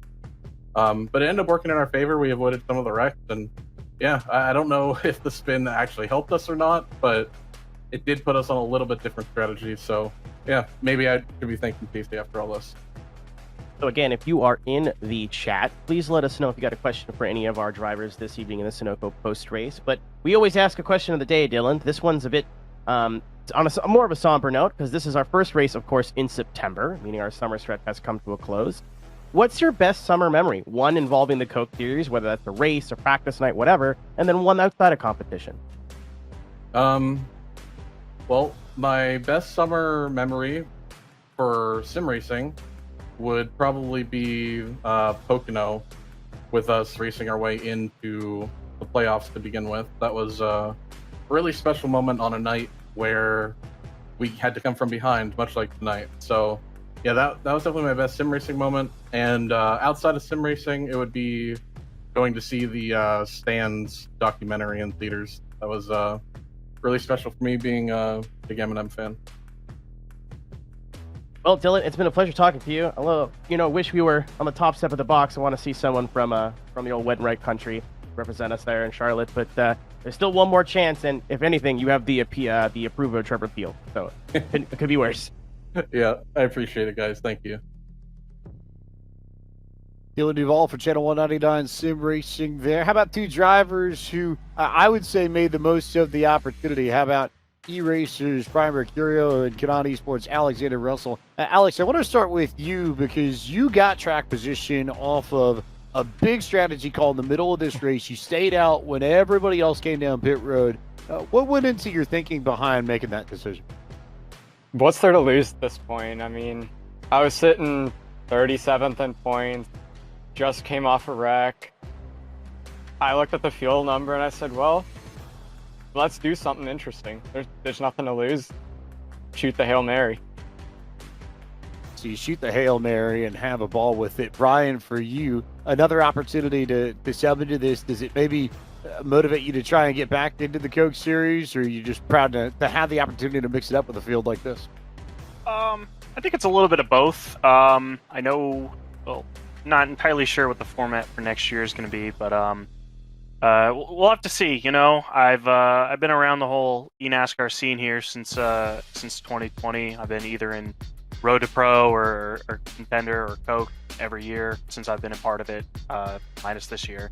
We had no Road to Pro, so we'll see. You know, it's kind of it's usually a long grind that you got to go through. You got to commit a lot of time, not only just week in, week out for each race, but just lengthwise, it runs from February till like September-ish during Road to Pro, so a lot of time. We'll see, but just to be able to have the opportunity to get back out here and race at such a high level wasn't necessarily my best showing, but I still had a lot of fun.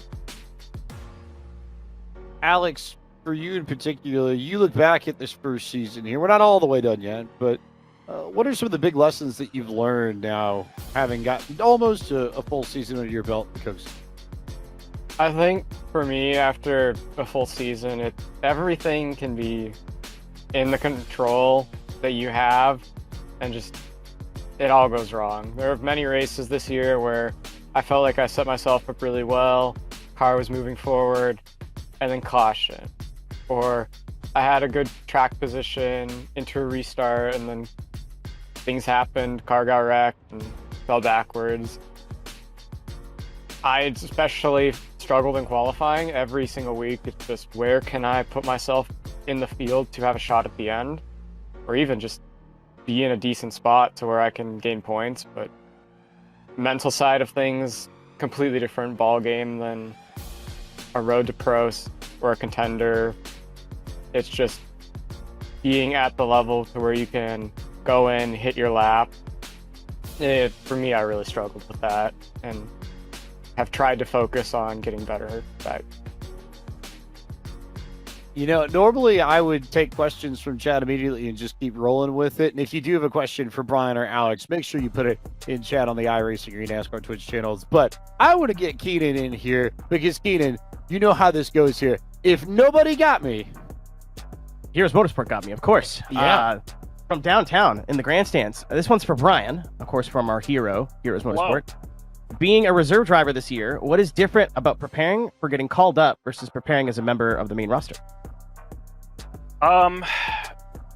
When you're part of the main roster and you're going week in, week out, racing every week or every other week, whatever the schedule is.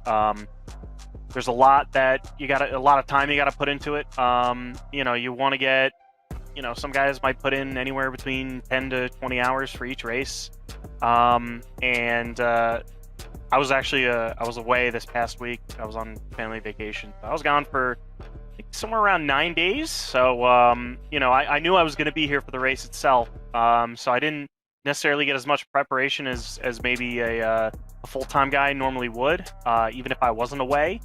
I don't know if I would have gotten up to where I felt pretty comfortable. And I was actually kind of surprised I got as up to speed as I did.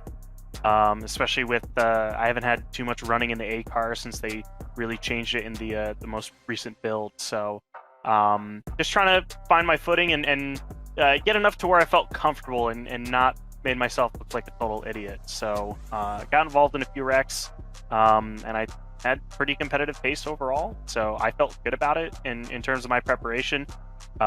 Maybe I would have liked to get a little bit more, especially seeing as I kind of bottled my Q lap. That wasn't good, but I was already on the back foot. But yeah, overall, I say you wouldn't be doing normally as much preparation, but I think you still want to go out there and race. Some guys have pride and at least want to show that if they want to keep going for the Coke Series in the future, that they have the pace to be able to compete when they're called up in these reserve roles. So that's at least what I try to show. And Josh Mendoza and the guys over at eRacer, just I want to put a good showing for them. I want to make them proud for choosing me to fill in for this race. I know we've got pretty much the whole roster of fill-in drivers that have made it in this year, so each guy getting their chance to shine is always pretty cool, and I think I did a pretty all-right job tonight. Did you talk to Heroes beforehand and plan the script out on that one, or did that all just come off the top of the dome? Man, it sounds like you're ready to be back here. That's just Brian Mercurio. That's just Brian. He just does that. Got it. Man, look, I did this. I had a full season of Coke competition under my belt. Back in 2022. I ran kind of okay. That was the first year in the next gen car here on iRacing, and between learning that car, being in the Coke Series for the first time, and that car was getting changes. It felt like every 3 or 4 weeks. We'd have physics changes here and ride height changes here and engine changes here, and everything just kept changing. So needing to kind of adapt to a ever-changing a car that was already new, that was constantly changing on iRacing, and then being at the top level of competition and trying to, find, in terms of setup and everything, find what the meta is, what's really good, how to build your car the best. So yeah, that was a lot of fun in 2022. I finished 23rd in points. I've been pretty competitive in pretty much every Road to Pro and most of my contender seasons. There was a few that kind of a stinker, but I did really well last year. Unfortunately, I didn't get picked to be in a full-time seat this year, but I said it before, but I've been around the block here for a little bit. I've been in eNASCAR competition, so I would like to think I not only know what I'm doing on the racetrack, but given these media opportunities, I know what I'm doing here too. Anyone on the Coke Series grid wants to go to the Brian Mercurio School of Media Training, my man's ready to go. Alex, you're looking a little bored over there. We'll pass it off to you. You're looking like, wow, this guy just doesn't stop. Sorry, Brian. I'm so obviously big night for you. We went for that win. Didn't really pan out. It be what it do. But back in the tribute car this week. What's it mean to have a finish like that and one of Tony Kanaan's cars, but also a car that you had a big ask on trying to run? For me, when the car looks good, it just runs better. So back in this car, I knew something was special this week. I love the 1.5 miles. Being able to, again, shine in that car is just, when you look good and you run good, next week momentum is so much better. I can't wait for Phoenix now that we got back in this car and it led lap. It's got speed. It's ready to be something cool. Brian, you're known not just for your exploits on the virtual racetrack. Pretty big Jets fan. I don't know if that's comes as a secret to some people who might know you. That's just a little known Brian fact that I have Seems for to be you. common knowledge. I've heard you reference it in some pre-race introduction.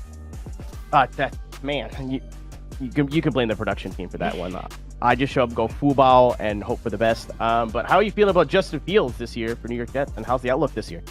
The last 2 seasons when they had Aaron Rodgers and everything, the expectations were sky high, and we all know what happened in 2023. That was a real low point as a Jets fan. And unfortunately, for anybody that was curious, that is not the first time a Jets quarterback has torn their Achilles in the season opener. It happened in 1998 as well. So, or 99, I believe, with Vinny Testaverde. Anyway, so then last year with Aaron Rodgers, all right, full-time year, let's do this. Let's see how we can do. And it was disappointing. Aaron Rodgers was just getting destroyed, especially in the early part of the year. And he was just kind of like, if you ever seen the one meme of SpongeBob with the guy that has glass bones and paper skin, that was Aaron Rodgers by week 5. So, look, Justin Fields is fun. He's good in fantasy. And I'm expecting a stat line of 200 pass yards, a bunch of rushing yards, 2 touchdowns, a pick, a lost ball, just fun. Even if the Jets lose, I hope it's fun to watch, because last year, even with Aaron Rodgers, it wasn't fun to watch. So at least I'm hoping they're an entertaining team. And if they win a bunch of games and Justin Fields is good, he could be the quarterback of the future, that's cool. And if he stinks, we cut him. He's only signed for this year, and we find somebody in the draft. So I'm just hoping to be able to get. I live in Pennsylvania now. One of my roommates is an Eagles fan, so I by nature watch a lot of Eagles games, and it's just they're playing in a different league relative to the Jets. I've had my roommate watch Jets games with me, and he's like, "This is painful. I understand what you go through now," and I'm like, "Thank you." It's not just me. It's coming from a place. I'm not just making these complaints up. It's legitimate, hard to watch. And the Eagles are this well-oiled machine that knows how to play football. And the Jets just kind of wing it and see what happens. So as long as it's fun, that's the motto this year, fun. James, just hope both teams are having fun, right, Keenan? I was going to say, as our resident sports enthusiast, I'm sure you knew what some of those words meant. I can speak hand to egg. So I think the better question is how do you feel, Brian, having to share the stadium with Justin Malillo's beloved New York Giants? There's a long history with the Jets sharing a stadium, and there was talks the mid-late 2000s of the Jets potentially getting their own stadium. West Side Stadium, New York Olympics 2008, baby, let's go. Yeah, you would have had the Hudson Rail Yard. You would have had the Jets build their own stadium in New York City. The Jets before MetLife Stadium at the old Meadowlands Stadium was more known as Giants Stadium formerly. So you have, at least with the Chargers and the Rams now, it's SoFi Stadium. It's not the Chargers Stadium that the Rams also play as, or vice versa. But the Jets were, because it was Giants Stadium, the Jets were always the little brother. But now with MetLife, they built a stadium in the middle of New Jersey with no roof. So, not the greatest idea. And now, instead of the Giants being good and the Jets still bad, both teams are bad. So, that stadium does not see a lot of good football, unfortunately. It will see a good form of football next year, though, when it hosts the World Cup final. But that's true. Different kind of football, but yes. But it's still football and so forth. Now, Alex, we have not forgotten about you and your football inclinations. And to you, we ask the question, will we be seeing you in the college series? Or are you maybe potentially in a mood to plunge right through that line for Wisconsin? Are you going to try and get somebody else potentially involved in the college series for UW? So I'm going to do the college series this year. I'm really excited to represent the University of Wisconsin, Madison, and it's going to be a blast. And from past few years, especially talking about football, the Badgers have not been great. So quarterbacks have gotten injured really early in the season for us as well, and it's fun to watch, especially when you're just kind of there for the vibe. But I feel Brian's pain to like the smallest degrees. Can't really with the NFL because Green Bay Packers living on cloud nine. World is great, everything's good. Going to the Super Bowl, maybe. Especially with new Micah Parsons, that'll be fun. I wanted to make the point. I'm glad our producer Drew got in my ear, and he made a point to me that I was actually going to sort of ask about anyway, because we've had Matthew Morton represent Ohio State, we've had Matthew Zwack represent Michigan. So, are we going to maybe have a three-way bet between the three of y'all to maybe claim some Big Ten supremacy within the college series, perhaps? I'm not good with them. First and points, that could be something fun to have a little bit of something on the line, especially for some social media stuff. That'd be fun. Can you make them jump around, maybe? Oh, make the other guy do like the other school's tradition would be fun. That'd be so funny. I'm glad you caught that. We lace these things with plenty of references, but let it be known we're big fans of Lucky Bad. Good dude. So we'll move on for the football. Thank you, Alex. Thank you, Brian, for your time. Thanks for coming on the Sunoco Post Race Report. Appreciate it, guys. Thank you. We turned our attention to the race winner. So I just want to recap here because I was sort of lip reading as we went and as you crossed the line for your final lap, Zach, and I saw various forms of let's go, yes, come on, yeah, and various forms of fish sticks, I think, in addition to all of them. So, all that being said, where are your emotions now that you are back in victory lane at long last? I'm over the moon, man. I'm just so happy. I really don't know how to describe it much differently than that. It's just a massive weight lifted off my shoulders. Anybody that's really done anything like competitively in their life, it really doesn't matter what it is, virtual racing, real racing, I don't know, chess, golf, whatever, you name it. When you're not doing well, it's tough. It's really mentally draining and frustrating, and you don't know if you want to keep doing it anymore. And I don't know. It's just it's full circle, and I've had a lot of tough times over these last 5 years.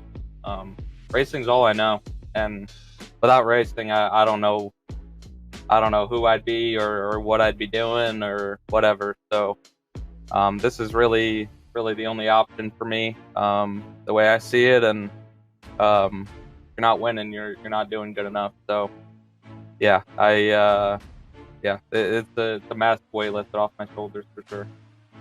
I think maybe lost within just the story of you getting back to victory lane is the consistency that has been there throughout this season. 8 top 5s, 12 top 10s. The only other people with numbers as good or better, Steven Wilson and Parker White. So the consistency has been there all season long. It's been one of your career best. So did coming so close and having all these good finishes before tonight, did that maybe increase the weight on your shoulders? And does it make it maybe even a little bit more of a relief? Because this hasn't just come out of nowhere. Yeah. You've been building towards this all season. Yeah, absolutely. We ran poorly last race at Michigan to start the playoffs, and then we really weren't running all that hot tonight. We made up some good track position early. And then, as I said in the interview, we kind of made a bad call. Looking back at it, we didn't really think about the whole single file restart thing. It really wasn't looking too good for us. Pretty much lapped like 75 of the race. I blew a right rear tire as well. So, really wasn't looking too good. But we stuck with it and just put ourselves in position, and that's really what we've done all year, is put ourselves in position at the end of these races. We might not have just a flat out go win the race pace, but we've been damn close on multiple occasions, and not to make any excuses or anything, but I feel like I had a couple kind of slip away from me this year. So just to finally close it out. Obviously we got pretty lucky tonight, but to just close it out and in this high stakes of a race, to send us to Homestead for a chance at a second title, I couldn't be more thrilled.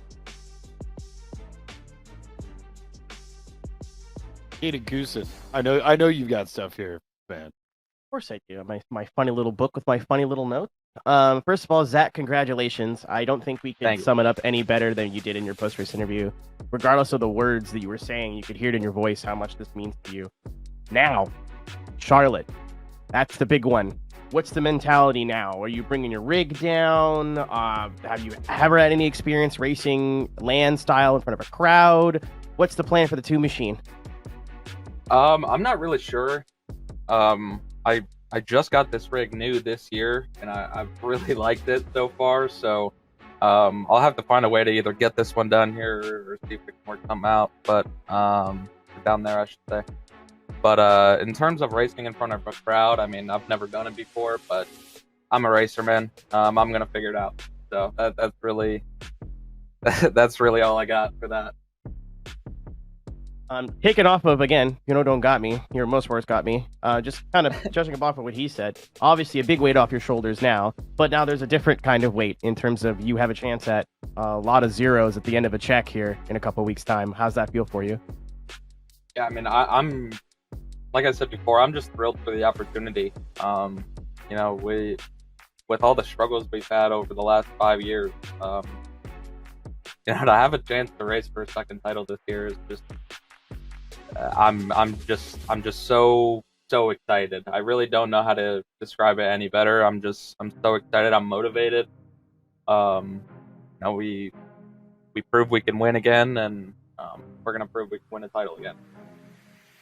How wide is the number 2 machine going to be behind the 199 machine, considering the finish that happened tonight? How much defense are you going to be playing for your teammate?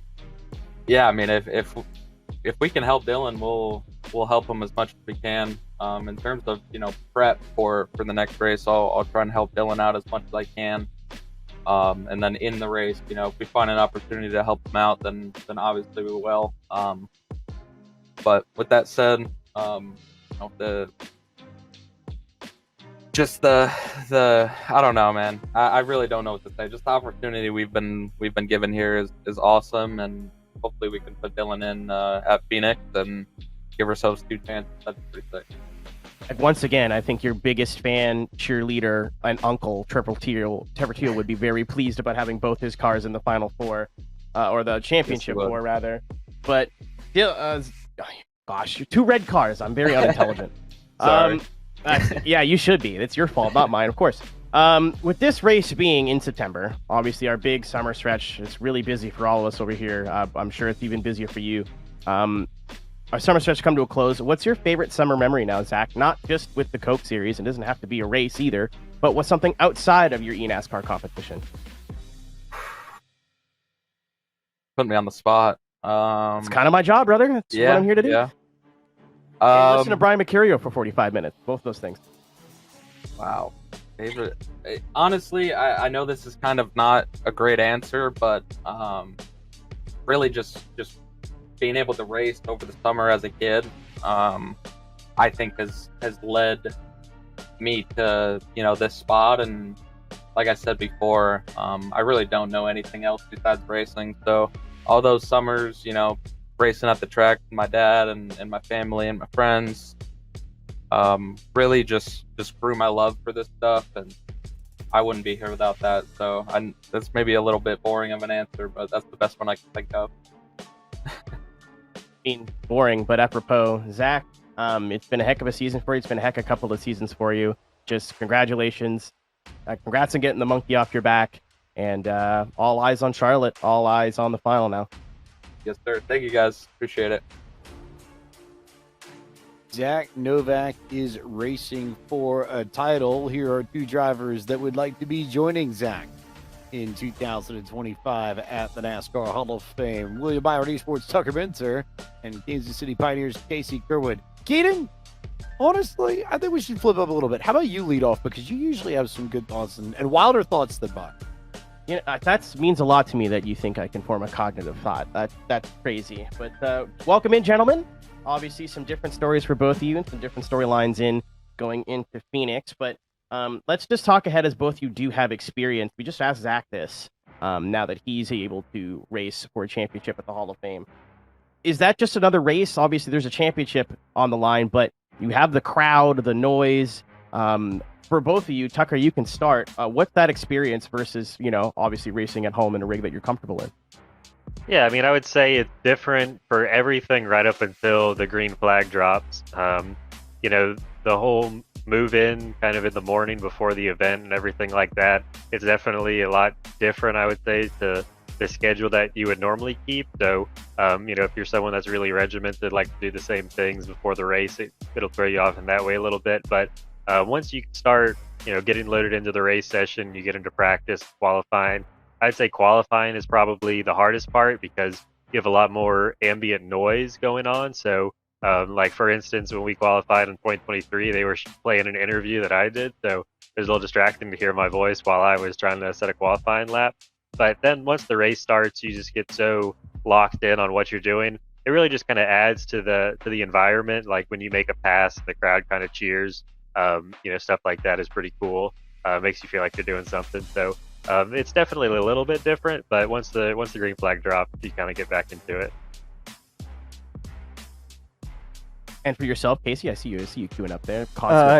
Yeah, pretty similar. I mean, obviously, I think really what I remembered being different. Same thing like Tucker, like just kind of your pre-race, just seeing a bunch of people in person and whatnot before is always a bit different. But yeah, once you're in the race, it's really not too different. Again, the biggest thing for me that I remember in the race that was different was when I had the lead and was kind of stretching it with 15 to go or whatever. Felt like I kind of had it locked up. We stayed green. I could hear the broadcast was kind of like ambient noise that just kind of blended in like normal talking, but then someone would hit someone in 18th, they'd be like, "Oh, contact," and it would get louder and I would hear it, and then I'd get scared, please no yellow. But yeah, that's really about it. But I mean, for me, I think Tucker is fairly local too now, but for me, just being local is cool to have a bunch of people there. It's really the main thing. Obviously, we'd be doing a disservice to the eNASCAR fans. We didn't talk about both your situation and points. Who's putting who in the wall first, guys? I mean, Tucker was already scheming in our channel. He was like, I was telling him if he would just finish you and Parker in a wreck, that would help me out. Or if all the other playoff cars would crash. I don't know. I feel like I don't try to reach that mode of desperation that often. I don't know. I try not to go there. I know Casey can be a little bit aggressive if he has to be, but when the championship 4 is on the line, I guess you have to go all out there. I just got in our production chat, by the way, from Cisco Scaramuza. Tucker at Phoenix, hello, in all caps. Keaton, you have to read that properly. That's not Tucker Phoenix. I'm Tucker at Phoenix, hello? Yeah, you're right, sorry. In fairness to Cisco, there is a point to that because you have found some success at Phoenix. May or may not be a former race winner at Phoenix. You might have won your way into the championship for there once upon a time. So, all that considered, are you maybe a little bit more excited to go to Phoenix, Tucker, than you would be if we were going to some other places, given your history? Yeah, I mean, I do enjoy racing at Phoenix, or at least driving around the track. It's going to be different this year than years prior. It's going to be a lot harder to pass. It's always been difficult there with dirty air, but now the dirty air effects are amplified even more, and we don't even have the same tire wear. So it's going to be completely different than what we've experienced before, but definitely the experience of being in the high pressure situations, I think, helped.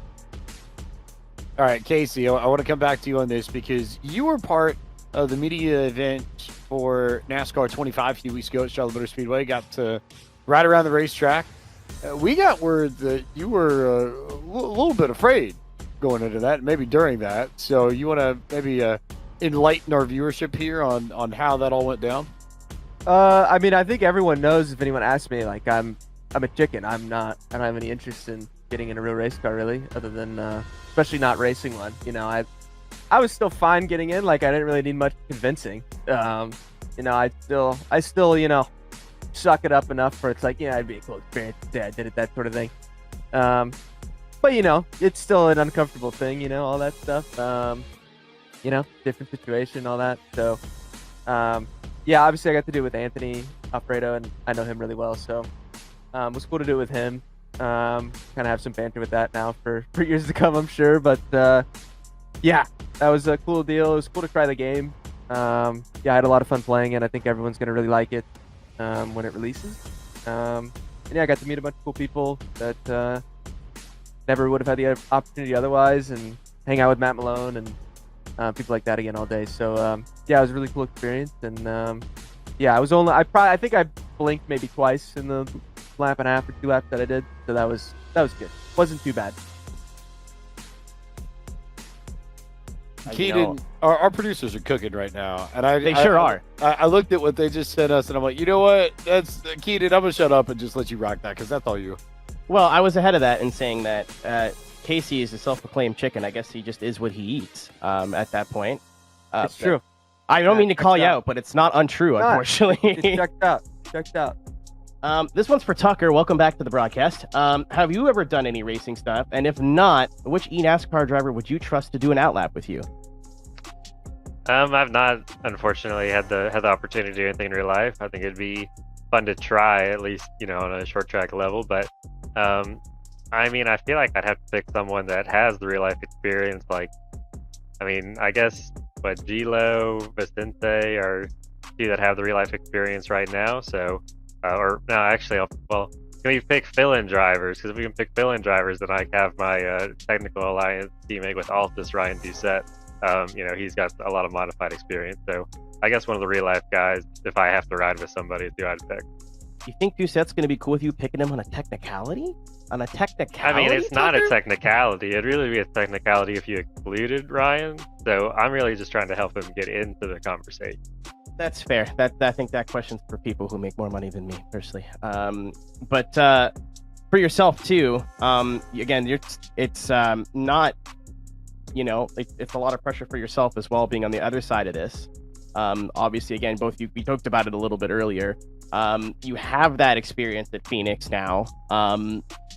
Game plan for next week. Are you trying to get in on points? Or are you just trying to make it easy on yourself and get that checkered flag? I mean, I think you just race and whatever happens, happens. That's how, you know, the playoffs for me, I've always gotten in a wreck or bad luck at Michigan. And so I'm always trying to fight and claw back. And so all you can do is show up like you do every week and, you know, run up front. And hopefully the cards fall your way where you either get a win or you have enough points. All you can do is what you do all the time.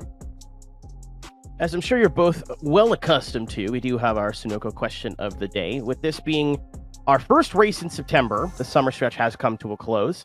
We'll start with you, Casey. What was your favorite summer memory from 2025? One, of course, involving the Coke Series. Doesn't necessarily have to be a race. And then one not involving eNASCAR and your competition. Just something maybe you got up to in the off season or in the off days. Honestly, I don't know. I feel like the season's been so up and down. I don't know if I really have I'm sure I've had a good moment sometime during the summer. I just really can't think of it, to be honest with you. I don't know. I guess probably Chicago was fun. I think that was a fun race for me in eNASCAR. I can't really remember any others outside of that. I guess if Michigan counts was cool until the yellow at the end. That still hurts a little bit. But outside of that, yeah, I mean, I had a pretty busy summer, traveling around a good bit.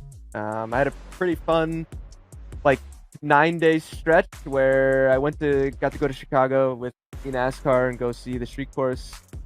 Do some fun things out there for a couple of days, which was really fun, and get to see all that. And then immediately, 3 days after I got back from Chicago, I was on a plane to California to go to Sonoma with some friends of mine. That was already planned, and yeah, went to the Dodgers-Giants game in San Francisco the Friday night, and then saw Sonoma for the first time and watched all that weekend. So yeah, that was a fun 9-day stretch. That was probably the highlight, I'd say. But yeah, good time. I mean, for me, I feel like the end of May is still in the summer, and so I'd say the Charlotte race was definitely probably my favorite race from the summer stretch. And then to go off of that, the Coke 600 weekend was really cool for me. I was able to do the eNASCAR activation, the fan zone with Casey and Chris Hill, Garrett Lowe. A few of us were down there. Then the big thing was at the Xfinity race, William got the win there, and I got to go down to victory lane. So that was definitely one of the coolest moments for me at a racetrack, and so I'd say that was probably my top moment of the summer. AC, you got like this affinity for racetrack that happened to be in California. Obviously, big race next year in San Diego. Thoughts, opinions, concerns? And it's a street course, air quotes. Already planning to be there. So, well, there you go. It's already plans. I haven't, seen the layout, tried the layout. Already planned to be there. So, yeah, I think it'll be a pretty busy month with some stuff that's already planned that month too. But so I'll be traveling about. I'll probably be on the road sometime around that time. I'll probably be home for a Coke race, maybe if there's a Coke race that Tuesday the week leading up, and then back out to go to San Diego. So yeah, we're planning on going. Same friends that I went to Sonoma with. Yeah, I don't know. I enjoy California. The few days I go out there every time, and yeah, I don't know really what it is. Besides, I mean, obviously Long Beach, like I really, it's just goated. That's the reason I go there. But I mean, Sonoma was really just timing worked out well, and another track to go see. And then San Diego is just a cool thing to try and go see. Just, yeah, happens to be going to California again. So, but I'm not complaining. I enjoy my time out there. Hey man, as a drift fan, I'll always support your love of Long Beach. It's just the correct take. It's just the right take. I mean, Keaton, let's be fair though. You asked Casey about a street course. Did you expect anything different than yes, already going? Because quite frankly, I that's did. fair. Now, Tucker, for you, is there a track that you haven't been to in person that you would like to go to? Something that's sort of on like your bucket list? I mean, there's quite a few. I've luckily been to probably all of the NASCAR tracks that I'd like to go to, but I'd love to go to Bathurst for one.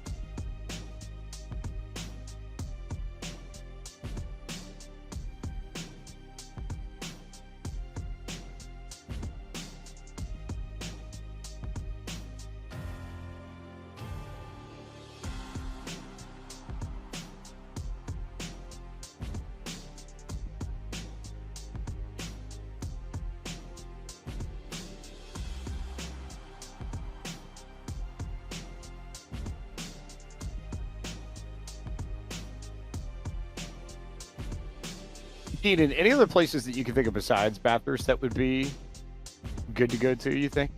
Oh, I mean, Bathurst, if you think of every race, there's this, the party of where they're at. Bathurst has got to be one of them for sure. But Petit Le Mans, too. I know our resident Georgia native, Drew Adamson, super into that. Has been trying to get me to go to that for years. You should. Of course, you can participate in the Petit Le Mans on the iRacing service later in the season. I'll be there. It's not a far drive for you, I don't think. Couple hours no, it's not that bad. Down the road. Not that bad. Yep, it's a good one. All right. Unfortunately, we did very hilly. See Tucker get. Oh, if you've never done the walk up to past the bridge, it's the worst thing in the world. But at this point, Casey, Tucker, much appreciated. Thanks for the time. Good luck at Phoenix in 2 weeks. And let's bring in the driver who somehow managed to make it through this evening. I'm not quite sure how, given the stories that he shared over the course of the day. So I guess, Blake, for curious minds, what was the meal that was the culprit that started all of your sickness? Okay, so again, I know that they've been in the news a lot lately, but Cracker Barrel, I decided after leaving Darlington, stop by for lunch and had the chicken and rice, and I don't think the chicken went so well. So yeah, it's been a tough day. I'm not somebody who gets sick a lot, and I've just been just feeling terrible all day long. So I was wondering in the middle part of the day if I was even going to be racing tonight. It was that bad, but luckily in the afternoon things settled down a little bit, and just enough where I felt like I was good enough where I could make it through the race, and luckily I did. And then as soon as we took the checkered flag, I wouldn't go back and watch my stream if you have a light stomach, but we at least made it to the end. I could say that much in our G4 Ultimate Energy Chevrolet. No Mark Webber moments. Kept it clean.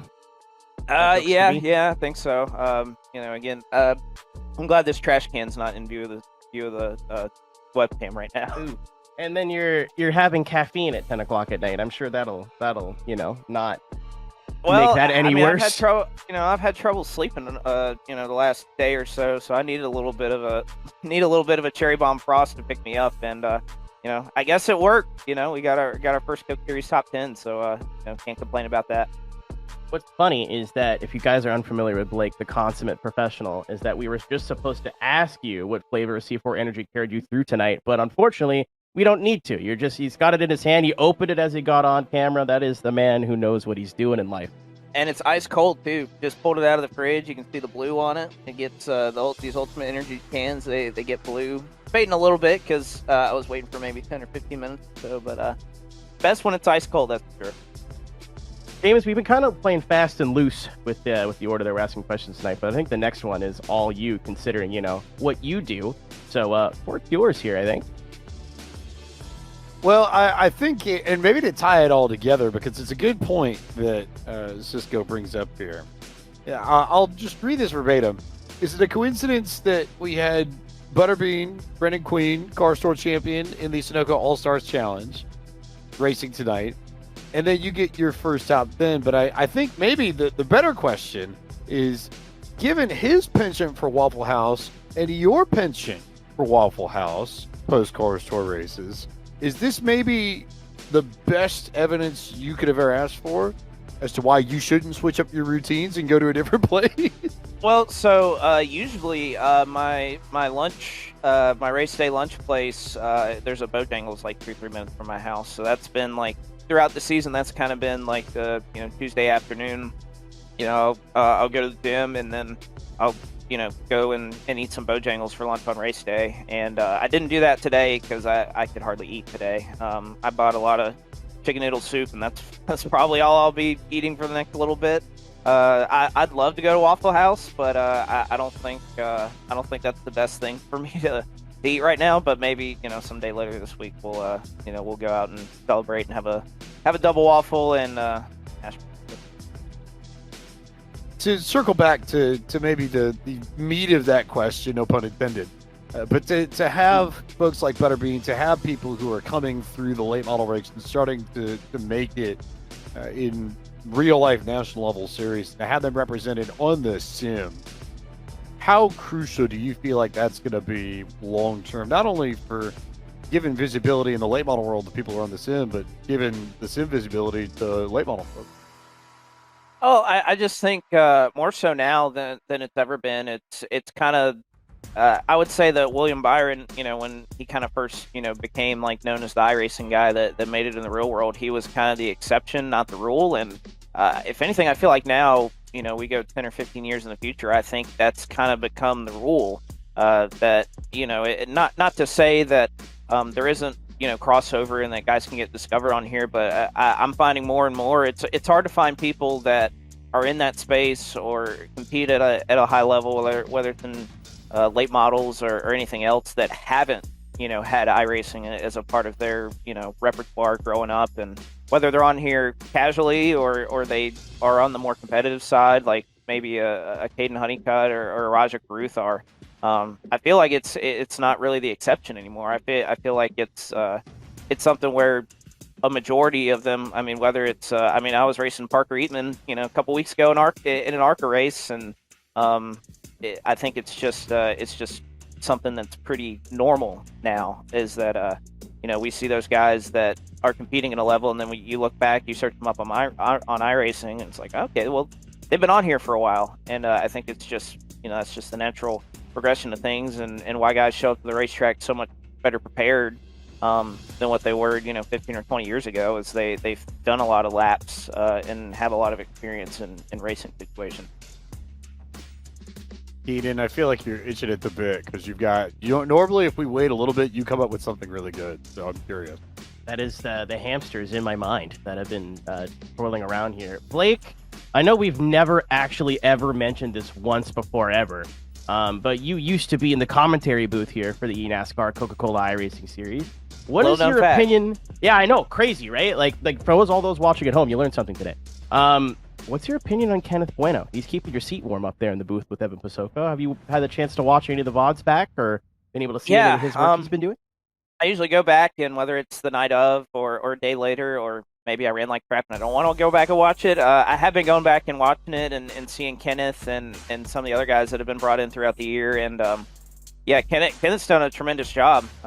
You know, it's no secret that, you know, our season hasn't exactly gone the way we hoped. I'm planning on, you know, trying to get back to this level next year. But I feel like it'd be a lot harder to try to get back in the booth with the job that Kenneth's done throughout the year. And you know, got to work with him over in real life with the Cars Tour at Hickory a couple months ago, and he did a tremendous job. And you know, he's got a long future in this space, I think. So he's done a tremendous job, and obviously Evan was, you know, great to work with for the couple of years that he and I shared the booth. And I mean, he is the voice of eNASCAR. You know, you think about this series at all, and you know, his is the voice that sticks out. And it's why in these last two races, because again, I'm somebody that, you know, I'm not gonna count the eggs before they hatch, but you know, this could be my last two. And you know, I wanna go to victory lane, and I want to have a little soundbite of Evan calling me home. I got that for the iRacing Daytona 500 last year. It was really cool, and you know, I want that at some point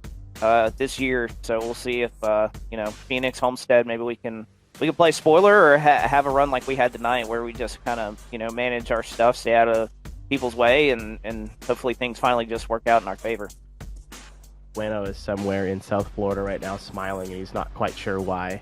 Blake, one more before we let you go here. Obviously, it's our question of the day.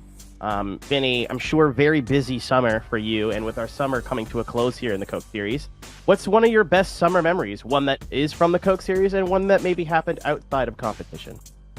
Best summer memory. That's a good one. Again, I don't get vacations or anything, so I'm trying to think here. Honestly, I think going up to Slinger for the first time was probably my best summer memory. I'd never really been in an environment with the straight rail world with super late models like that, and being able to go and experience kind of I don't want to say a different fan base, because you know, racing, you know, all has a certain fan base, but being able to go up to the Northeast and the people that are up there and the racers that are up there, and that was a really, really cool experience to kind of get to learn an entirely different group of people who, you know, they all do the same thing. It's racing. It's not that much different, but to be able to experience that, and the differences in etiquette, and how the fans respond up there to certain things, and just being able to see 33 degrees of banking, you know, in person. You know, I've watched plenty of races at Slinger in the past, but being able to actually, you know, walk along the front stretch in the grandstands and be able to actually see what that looks like and feel it. It was really, really cool. So really glad that, you know, Flow Racing, I guess I'm wearing the Flow shirt tonight, let me do that, because that was a really tremendous experience for me. So yeah, I'd have to go with the Slinger Nationals. By the way, won by an iRacing guy in time of Jessica. So there you go. Life comes full circle pretty fast, right, Keenan? Yeah, it does. That's one of our guys. It's always nice to see Ty do well. And as somebody who's driven Slinger in the sim, I'm glad to hear you say that too, because it usually elevation change doesn't look the same in the sim as it does in real life, but it looks violent in the sim. So that's interesting, especially to hear hear that from you, Blake. But I think we're gonna let you go get healthy. Hopefully we'll see you in top form in Phoenix. Feel better, and I'm sure that's not just coming from me, but all your former colleagues as well. Yes, indeed. We do wish Blake a quick return to full health and a properly functioning stomach, I guess. For skill issue. Yeah, something down that line. So, Keenan Kusin, wild ending to all of this. But at the end of it all, Novak, Wilson, and everybody else going to have to be fighting it out in the Logic Play 120 at Phoenix. That'll come your way September 16th, 2 weeks from tonight, 8 p.m. Eastern, 7:30 p.m. Countdown to Green Show. The final race before the finale to the season at Homestead, Miami. The Witch's Brew has been boiling for a couple of weeks now, and we only have one more opportunity to cash your ticket into that final race at Homestead. Who will be joining Novak and Wilson? There are 2 spots left to play for, James. and only 2 drivers that can get it done. Who will join them? We'll find out in 2 weeks' time. It's September 16th at 8 p.m. Eastern Time, right here at the same eNASCAR time, same eNASCAR channel. And for those who might be interested in finishing off the time attack for the eNASCAR College iRacing Series, that concludes this Thursday night. If you want to qualify for the first tournament, be held at Charlotte Motor Speedway. Get your times in, try and find your way into the top 120 as well, Keita, because that's going to be a lot of fun once that gets going. So many different schools, so many different teams, different colors, and new faces, new drivers as well. A big thanks to everybody who was involved on tonight's broadcast, to our entire team that was involved with the Sunoco All-Stars Challenge, and then to our Countdown to Green team of Camille Salazar, Hadaway, Alan Cabana, and Ryan Vargas, to Evan Pishoco and Kenneth Bueno, who held the broadcast this evening, and to my partner in crime on the Sunoco Post-Race Report, Mr. Keaton Goosen. I am James Pike. Thank you so much for watching iRacing's coverage of the eNASCAR Coca-Cola iRacing Series. Congratulations to Zach Novak, race winner and championship 4 contender in the Coke Series in 2025. And we will find out the final 2 drivers who are headed to the NASCAR Hall of Fame in 2 weeks' time from Phoenix.